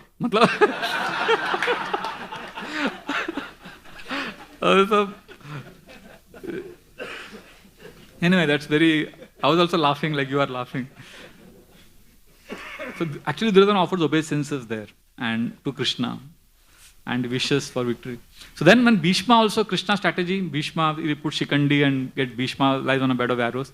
Then Duryodhana is such a master stroke. He thinks he's played a master stroke. He makes Dronacharya commander-in-chief And Dronacharya says, you have honored me as a commander-in-chief. What can I do for you? So Duryodhana says, I order you to get me Yudhishthira Maharaj. Arrest him. Dronacharya says, why arrest Yudhishthira? I will kill him. Duryodhana says, no, if you kill him, other Pandavas will get so angry, they will destroy us. You arrest him, bring him to me, I will again play dice match, I will defeat him and send him to 13 years of exile. This is Duryodhana's crooked thinking. So Krishna knows all of this. So Krishna is orchestrating. So when Dronacharya is commander-in-chief, Dronacharya is focused on arresting Yudhishthira. And Krishna and Arjuna is challenged by Shamshaptakas, other mercenaries. So Arjuna is fighting them. So as he is fighting them, Bhagadatta, one of the very old warriors, he was so old but very powerful, and he had one astra which is considered more powerful than Brahmastra. Everybody thinks Brahmastra is the most powerful. But Bhagadatta had one astra called Vaishnavastra. And when he shot that, it is said that you shoot that, nobody can face it. There is no counteraction to it. Anybody gets that Vaishnavastra, he will die. So when Bhagadatta shot Vaishnavastra at Arjuna, Arjuna has to die. But look at, see, Krishna promised he will not fight. But how Krishna took charge of this war? Krishna suddenly left the horses and he got up. When he stood, the arrow hit Krishna, and lo and behold, it turned into a beautiful garland. And Arjuna said, what is this? And then Krishna explained to him, this is not an ordinary astra. And then he told Arjuna, kill him. So he said, Arjuna said, I'm not able to kill him, he's very powerful. Krishna said, because he's so powerful but he's old. He's so old that he couldn't even keep his eyelids open. His eyelids were tied by a cloth. So Krishna tells him, you first break that cloth so that his eyes close. Then you kill him. So like this, there are one after another, you will see whole Mahabharata, director, producer. Then the Shrutavyuha attack. Shrutavyuha is another powerful warrior who has got one very special weapon, Gada from Lord Shiva. And he was told that this Gada you can use only once. But whoever you throw it against, that person has to die. But second time if you try to attack, it will attack you only. So you can't use it twice. So he said, okay, ek baar to marna hai, Arjun ko marna hai. So he had taken that Gada. So when he saw Arjun, he got so angry, he threw at Arjun. Now Arjun has to die. But again Krishna stood. So what happened this time? It didn't become garland. Krishna, so master stroke. Krishna knew that he'll get crazy. So Krishna stood up. So the Gada hit Krishna, but it bounced back so fast, it went back to his hand. And he got so angry that Krishna cheated, Krishna got up. So again he threw it. But then that Gada turned back and killed him. It's like hit wicket out in cricket, He's trying to kill Arjuna. He only got killed. And Arjuna is like bewildered. What is happening? So Krishna is doing all of these things. So then Dronacharya gets really upset by Krishna and Pandavas. They are constantly winning the war. So then because Duryodhana is constantly insulting Dronacharya that you are partial. So then out of frustration, on the 13th day, Dronacharya and the Kauravas, including Karna, all of them, 6 Marathis, what do? They kill Abhimanyu. They use unfair means. And then Arjuna takes a vow that he will kill Jayadarath by sunset next day. Because Jayadarath was the one who had prevented the other Pandavas from entering the Chakravyuh. So that time Jayadarath says, I'll run back to my kingdom. So Duryodhana says, no, now I will not let you leave. Because now if you are there in the battlefield and if Arjuna fails, then Arjuna will end his life. So then Dronacharya, they approach Dronacharya for consolation. Dronacharya says, sorry, Arjuna has upper hand. But I will create a Vyuha more powerful than Chakravyuha. It is called Shakata Vyuha. Even Arjuna does not know how to break this. Nobody can break this Vyuha. This will be like, he says, a lotus flower in the beginning, in the entrance. Then there will be chariot, and then there will be needle. It will be like a 40-kilometer length. And in the end, Jayadarath will be there, guarded by 6 Marathis. So Arjuna and Krishna will have to travel 40 miles to approach Jayadarath. Look at the challenge. And Krishna is in anxiety. He is telling Arjuna, why did you take such a foolish vow? Arjuna says, that is your problem. Arjuna goes to sleep. Krishna is in anxiety. Then he calls for Daruka, his driver. And he says, Daruka, tomorrow, when the battle, if Arjuna is not able to fulfill his vow, I will take my conch and I will blow the conch shell in Rishabha note. When you hear that note, immediately come there with all my weapons and I will destroy the whole Kaurava race.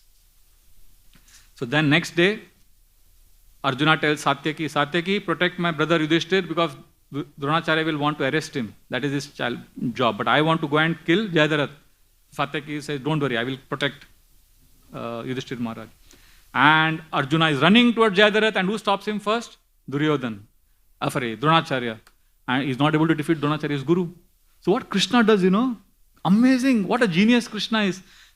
Arjuna is fighting with Dronacharya, and he's not able, because he has to go 40 kilometers. So what Krishna does, he suddenly changes the chariot, and he goes ahead. And Arjuna says, ye kya hai? We are supposed to fight an enemy, He says, you will not, if you fight here, whole day will go. So then Arjuna has no problem, whatever Krishna says. And Duryodhan says, Dronacharya says, Arjuna, you are a coward. How can you leave a battle without completing it? And Arjuna says, you are my guru, you are not my enemy. So he goes away. So then Duryodhan becomes reckless. He tells his Dronacharya that you are a useless, we are feeding you, we are maintaining you. You are a traitor. So then Dronacharya gets very upset. He says, don't speak harshly, I am your guru. So what I will do, I will go and arrest Yudhishthir, you go and stop Krishna and Arjuna. So then Duryodhan becomes more reckless. He says, you could not stop Krishna and Arjuna, and you are telling me to go and stop? He says, no, I will give you some special power by which you can go and stop them. He puts a golden armor on Duryodhan, completely covered by gold, and a special armor. He says, Arjuna's no arrow can penetrate this. So if you go fast in your chariot, you can stop Arjuna. So then Duryodhan is running, in his chariot he is going. And Krishna understands, he tells Arjuna, Abhi Duryodhan aa raha hai piche se.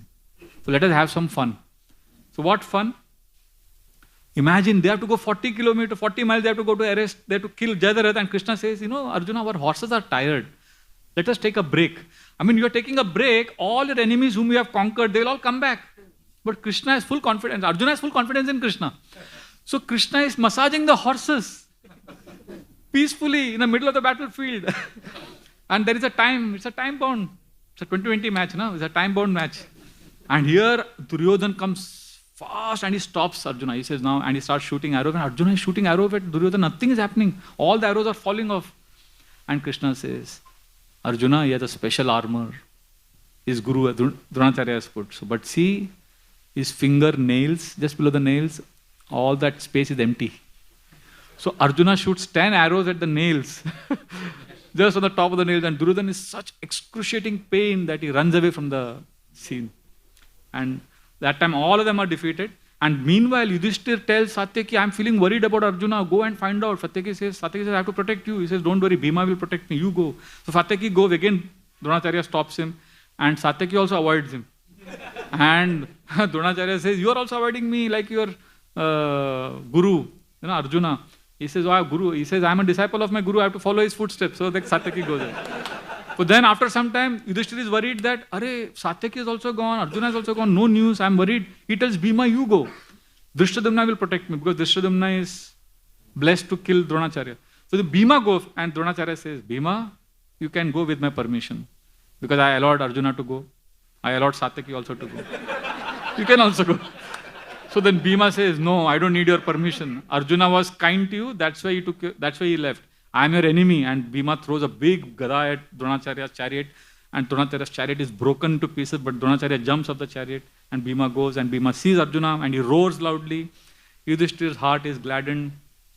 And just when Jayadarath is in front and Arjuna is about to kill him, they reach there. And Krishna says another mystical thing. Krishna says, Arjuna will create an illusion of sunset. So they will all feel that Jayadarath has won. And they will become happy. At that time you kill him. See, Krishna likes to play with demons like this. Make them feel... See, when you are hoping to win and suddenly you lose, that pain is more. When I was a young boy... See, now cricket is India's obsession, right? When I was young, hockey was India's obsession. 1982 Asian Games, I remember as a young boy, I remember crying after that match. The final event of Asian Games was India-Pakistan hockey match. And India was winning 2-0 in half-time. And we were all... on the stadium, all the Sardars were doing Bhangra and everybody was dancing, India is won. And suddenly, after half time, these Pakistani players come and they score 8 goals. And India lost and people were crying. So when you're winning and suddenly you lose, for Jayadarath is losing, they lose all the guard. They say, oh, Arjuna has lost, sun has set. And then Arjuna releases an arrow. And Krishna says, wait, you can't kill him. Because he has got a special blessing. His father has blessed him that if his neck falls on the ground, whoever causes his neck to fall on the ground, that person's head will break into 1,000 pieces. So Arjuna, Krishna is telling Arjuna, you have to fight all these warriors and simultaneously shoot arrows to his neck and take it in the skyways, take it to Himalayas. He gives him the GPS and he says, there his father is doing meditation, and throw this head on his lap. So Arjuna fights 6 Maharathis simultaneously and shoots an arrow at Jayadratha's head and couriers it to his father. And it falls on his father's lap, and his father is meditation, he picks up the head and throws it on the ground, and his father's head breaks into 1,000 pieces. So you see how Krishna in one day what he has done. Like this every day in the war, like this you will see so many stories. Dronacharya was using celestial weapons, so he had to be stopped. So Krishna tells Yudhishthira to lie. So Yudhishthira lies to Dronacharya. And then Dronacharya is killed by Drishtadumna, and Ashwatthama gets angry that my father is killed. Ashwatthama has one very special astra. It is called Narayan Astra, and the only way you can counter this is by offering Dandavat. So when Narayan Astra is released, Krishna announces, all Pandavas, army soldiers, Dandavat karo isko. So everybody does Dandavat except one person, Bhima. So then Krishna and Arjuna force Bhima to offer Dandavat. Otherwise that Astra would have killed everyone that day for Narayan Astra. So then he is shocked. Who? Ashwatthama gets very angry. So he releases one extremely powerful astra called Agneya Astra. Agneya Astra is an astra which will burn everything down. But as soon as he releases, Krishna looks at Agnidev. You know what had happened? Earlier, Arjuna had helped Agnidev devour Kandava forest. So Agnidev ko favor kiya tha na Arjuna ne. So Krishna bolte, dekho, apne aapko help kiya tha. So Agnidev immediately, no, Agneya Astra has to act. And Ashwatthama has released it. And suddenly no fire. It's like, those Diwali rockets. So Ashwatthama understands Narayan Astra is not working, Agneya Astra is not working, and then Ashwatthama becomes mad. He starts running in the battlefield, he throws his weapons and starts running around. Ye sab maya hai, Prabhu ki maya. He goes mad. And Krishna is simply smiling, So like this, you will see unlimited pastimes in the Mahabharata war. In the end of the war, when Krishna gets off the chariot, he tells Arjuna to get off first. And when Arjuna gets off, and then Krishna gets off, the whole chariot is burnt to ashes. Krishna says, I took all the astras, all the energy, I had taken it. And then after the war, when Dhritarashtra is embracing all the Pandavas, when he wants to embrace Bhima, Krishna stops and puts that iron statue of Bhima, and Dhritarashtra crushes it and starts lamenting that I killed Bhima. And then Krishna says, no, you have not killed him, don't worry. Bhima is here. So like that, you'll see so many pastimes. So I'll end now, but I just want to give a conclusion. See, basically Krishna is amazing, isn't it? Krishna is so deep, so powerful, so wonderful. And our Acharya Rupa Goswami knows what Krishna is thinking. That whole Jagannath Puri pastime. So we are in that parampara where our Acharyas know what Krishna is thinking. What is in Krishna's mind, Rupa Goswami knows that. We don't know what is in our mind also. So Rupa Goswami says 3 things about Krishna are very, very deep. Very deep. One is his intelligence, his navel, and his voice. And Krishna's activities, Krishna's pastimes are now revealed to us by our Acharyas, by our parampara, Srila Prabhupada. Otherwise, we can never know. I remember once Maharaj, Radhanath Maharaj in the class, he asked the audience 3 questions. First 2 questions, everybody raised their hand. Third question, nobody could answer. I will also imitate, I will also ask the same question. Let's see. How many of you can see Radha Gopinath? Raise your hand. All of you can see, right? How many of you can see Gopinath smiling? All of you can see Gopinath. Third question Maharaj asked, nobody raised their hand. Maharaj said, all of you can see Gopinath smiling? Yes. How many of you know why Gopinath is smiling? अब ये answer कोई दे नहीं पाया. Maharaj said, how many of you know on whom is Gopinath smiling? So Gopinath, Krishna is very mysterious. Yesterday's class, Nanda Dulal Prabhu was speaking. Krishna is surprising. What all he does, mysterious. So therefore, for us, Acharya has given us very simple. Glorify Krishna, hear his pastimes, then what will happen? Shukdev Goswami says, what happened to Brijvasis because they were talking about Krishna, same thing will happen to us. This is the assurance. What happened to Brajavasis? Because they were always talking about Krishna. This is the most important verse. Please repeat. Iti nandadayo gopa Krishna Rama Katha Muda Kuruvanto Rama Manascha Navindam Bhavavedanam. Because iti Nandadayo Gopa, all the Nanda Gopas, everybody was glorifying Krishna. What happened because of that? Krishna Rama Katam Muda. They were deriving happiness by glorifying Krishna. Because of these two things happened. Kuruvanto Rama Manascha, their happiness increased more and more. Affection for Krishna increased more and more. And second, very interesting, Navindam Bhavavedanam. They did not perceive the suffering of material world. The sufferings of material world all of us are going through. No one is spared. No? But if we are absorbed in Krishna, and if we move from I space to Krishna space, as we hear more about Krishna, then we can relish, and all the dots in our life can be joined. Right now we are all living in the head religion. We are trying to analyze so many things. But when we hear about Krishna, our heart will be nourished and we will experience Krishna's sweetness. And that sweetness, how can anybody disprove that? Somebody may logically prove to you Krishna is not God, but how can he disprove the experience that you have got of Krishna? Right? I remember Prahlad Prabhu once was saying such a beautiful thing. He said, one day it was raining, his daughter was very small, Shiji. She was very small that time, and he was going out to office, and suddenly his daughter, without anybody telling her, she came running with an umbrella, and she gave it to her father. And Prahlad Prabhu said, I was stunned. Immediately I said, how sweet. I didn't even tell her, and she gave me the umbrella. And then he got the realization that so many times we don't even tell Krishna, and we get so many things in life.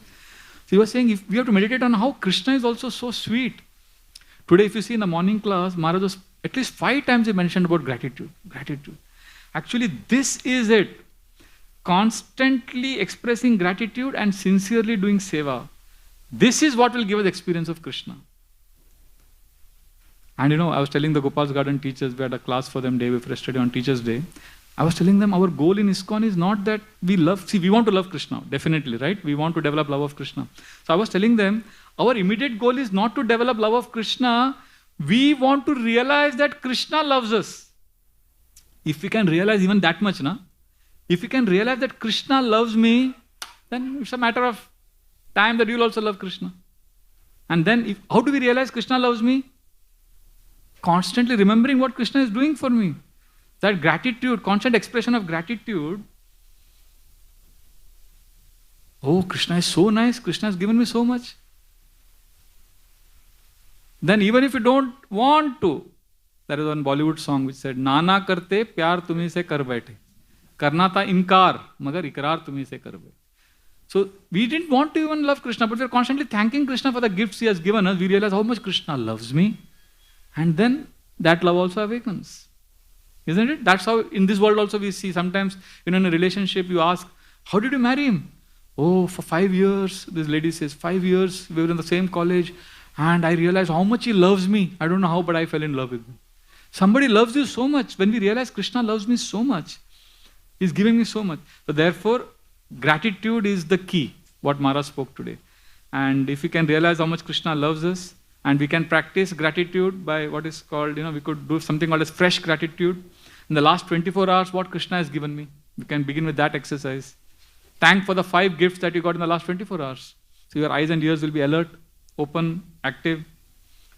And it could be something simple. It could be some nice prasad. One devotee was saying, Prabhu, prasad, we have to thank Krishna for the gift of pure devotional service.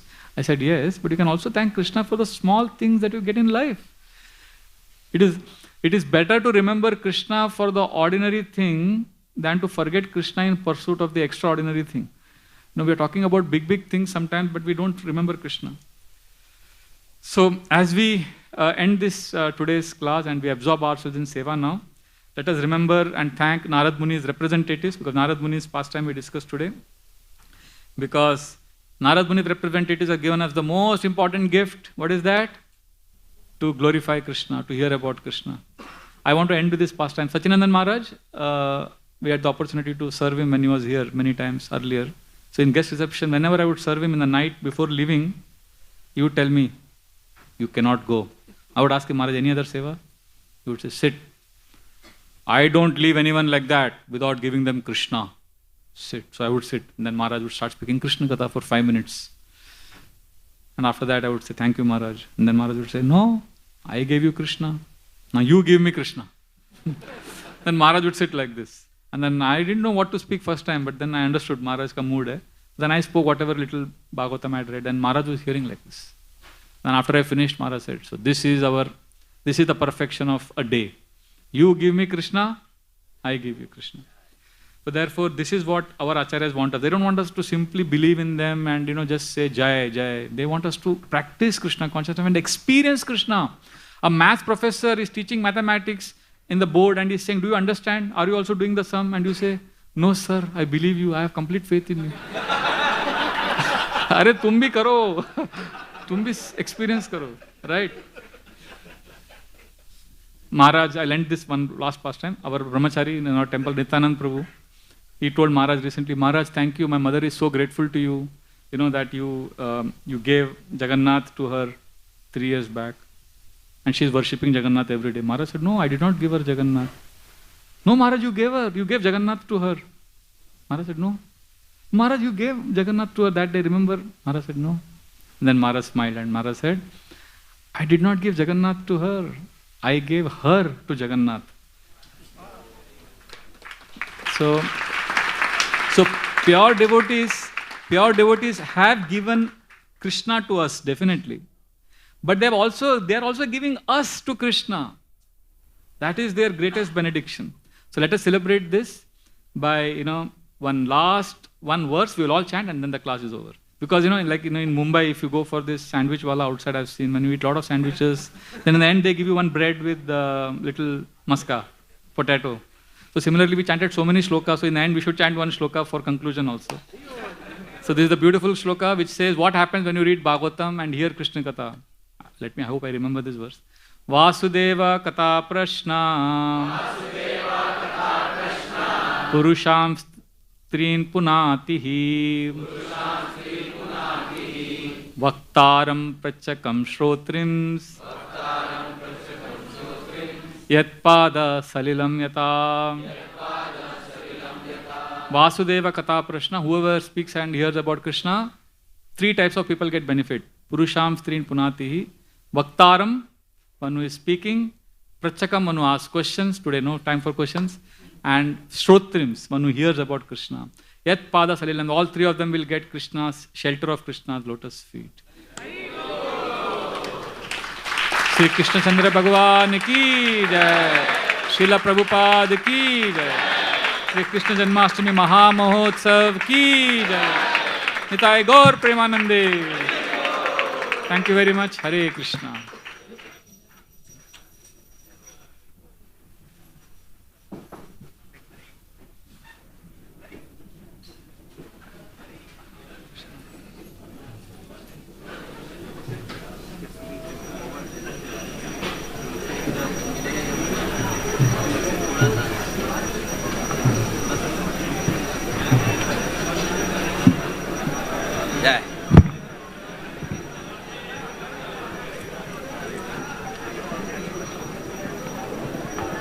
नमो विष्णुपदाय कृष्णप्रेष्ठाय भूतले श्रीमदे भक्तिवेदांत स्वामिनिति नामिने नमस्ते सरस्वती देवे गौरवाणी प्रचारिणे निर्विशेष शून्यवादी पाश्चात्य देशतारिणे श्री कृष्ण चैतन्य प्रभु नित्यानंद श्री अद्वैत गदाधर शिवासदि गौर भक्तवृंद।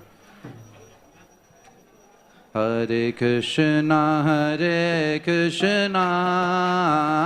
कृष्णा कृष्णा हरे हरे हरे राम हरे Ram Ram Ram Hare Hare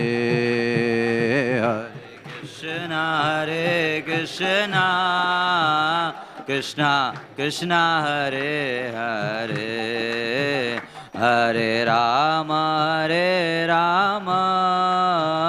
Ram Ram Hare Hare Hare Krishna, Krishna Krishna, Hare Hare, Hare Rama, Hare Rama, Rama Rama, Hare Hare. Hare Krishna, Krishna Krishna, Hare Hare, Hare Rama, Rama Rama, Hare Hare. Oh, Hare Krishna, Krishna Krishna, Hare Hare, Hare Rama, Hare Rama, Rama Rama, Hare Hare, Hare Krishna, Krishna Krishna, Hare Hare, Hare Rama, Rama Rama, Hare Hare. Hare Krishna, Krishna Krishna, Hare Hare, Hare Ram, Ram Ram, Hare Hare, Hare Krishna. Hare Krishna, Krishna Hare Hare, Hare Ram, Ram Ram, Hare. Hare Krishna, Krishna Krishna, Hare Hare, Hare Ram, Ram Ram, Hare Hare. Hare Krishna, Krishna Krishna, Hare Hare, Hare Ram, Ram Ram, Hare. Hare Krishna, Krishna Krishna, Hare Hare, Hare Ram, Ram Ram, Hare Hare. Hare Krishna, Krishna Krishna, Hare Hare, Hare Ram, Ram Ram, Hare. Hare Krishna, Krishna Krishna, Hare Hare, Hare Rama, Rama Rama, Hare Hare. Hare Krishna, Krishna Krishna, Hare Hare, Hare Rama, Rama Rama, Hare Hare. Hare Krishna, Krishna Krishna, Hare Hare, Hare Rama, Rama Rama, Hare Hare. Hare Krishna, Krishna Krishna, Hare Hare, Hare Rama, Rama Rama, Hare Hare. Oh, Hare Krishna, Krishna Krishna, Hare Hare, Hare Rama, Rama Rama, Hare Hare. Hare Krishna, Krishna Krishna, Hare Hare, Hare Rama, Rama Rama, Hare Hare. Hare Krishna, Krishna Krishna, Hare Hare, Hare Ram, Ram Ram, Hare Hare. Hare Krishna, Krishna Krishna, Hare Hare, Hare Ram, Ram Ram, Hare. Hare Krishna, Krishna Krishna, Hare Hare, Hare Ram, Ram Ram, Hare Hare. Hare Krishna, Krishna Krishna, Hare Hare, Hare Ram, Ram Ram, Hare. Hare Krishna, Krishna Krishna, Hare Hare, Hare Ram, Ram Hare Hare. Hare Krishna, Krishna Krishna, Hare Hare, Hare Ram, Ram Hare. Hare Krishna, Krishna Krishna, Hare Hare, Hare Ram, Ram Hare Hare. Hare Krishna, Krishna Krishna, Hare Hare, Hare Ram, Ram Hare. Hare Krishna, Krishna Krishna, Hare Hare, Hare Ram, Ram Hare Hare. Hare Krishna, Krishna Krishna, Hare Hare, Hare Ram, Ram Hare Hare. Hare Krishna, Krishna Krishna, Hare Hare, Hare Rama, Hare Rama, Rama Rama, Hare Hare, Hare Krishna, Hare Krishna, Krishna Krishna,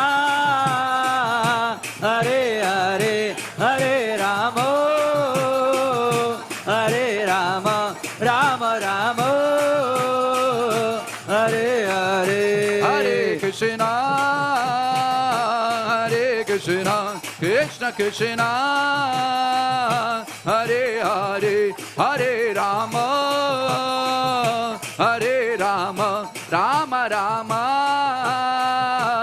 Hare Hare, Hare Krishna, Hare Krishna, Krishna Krishna, Hare Hare, Hare Rama, Hare Rama, Rama Rama, Hare Hare. Hare Krishna, Hare Krishna, Krishna Krishna, Hare Hare, Hare Ram, Hare Ram, Ram Ram, Hare Hare. Hare Krishna, Krishna Krishna, Hare Hare, Hare Ram, Ram Ram, Hare Hare. Hare Krishna, Krishna Krishna, Hare Hare, Hare Ram, Ram Ram, Hare Hare. Hare Krishna, Krishna Krishna, Hare Hare, Hare Ram, Ram Ram, Hare Hare. Hare Krishna, Krishna Krishna, Hare Hare, Hare Rama, Rama Rama, Hare Hare. Hare Krishna, Krishna Krishna, Hare Hare, Hare Rama, Rama Rama, Hare Hare.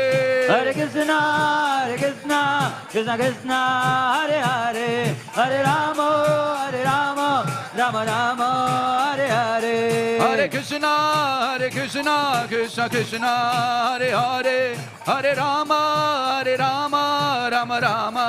Hare Hare. Hare Krishna, Krishna Krishna, Hare Hare, Hare Rama, Rama Rama, Hare Hare. Hare Krishna, Krishna Krishna, Hare Hare, Hare Ram, Ram Ram, Hare Hare. Hare Krishna, Krishna Krishna, Hare Hare, Hare Ram, Ram Hare Hare. Hare Krishna, Krishna Krishna, Hare Hare, Hare Ram, Ram Hare Hare. Hare Krishna, Krishna Krishna, Hare Hare, Hare Ram, Ram Hare Hare. Hare Krishna, Krishna Krishna, Hare Hare, Hare Ram, Ram Hare Hare. Hare Krishna, Krishna Krishna, Hare Hare, Hare Ram, Ram Hare Hare. Hare Krishna, Krishna Krishna, Hare Hare, Hare Ram, Ram Hare Hare. Hare Krishna, Krishna Krishna, Hare Hare, Hare Ram, Ram Hare Hare. Hare Krishna, Krishna Krishna, Hare Hare, Hare Ram, Ram Hare Hare. Hare Krishna, Krishna Krishna, Hare Hare, Hare Ram, Ram Hare Hare. Hare Krishna, Krishna Krishna, Hare Hare, Hare Ram, Ram Hare Hare. Hare Krishna, Krishna Krishna, Hare Hare, Hare Ram, Ram Hare Hare Hare. Krishna, Krishna Krishna, Hare Hare, Hare Ram, Ram Hare Hare. Hare Krishna, Krishna Krishna, Hare Hare, Hare Ram, Ram Hare Hare. Hare Krishna, Krishna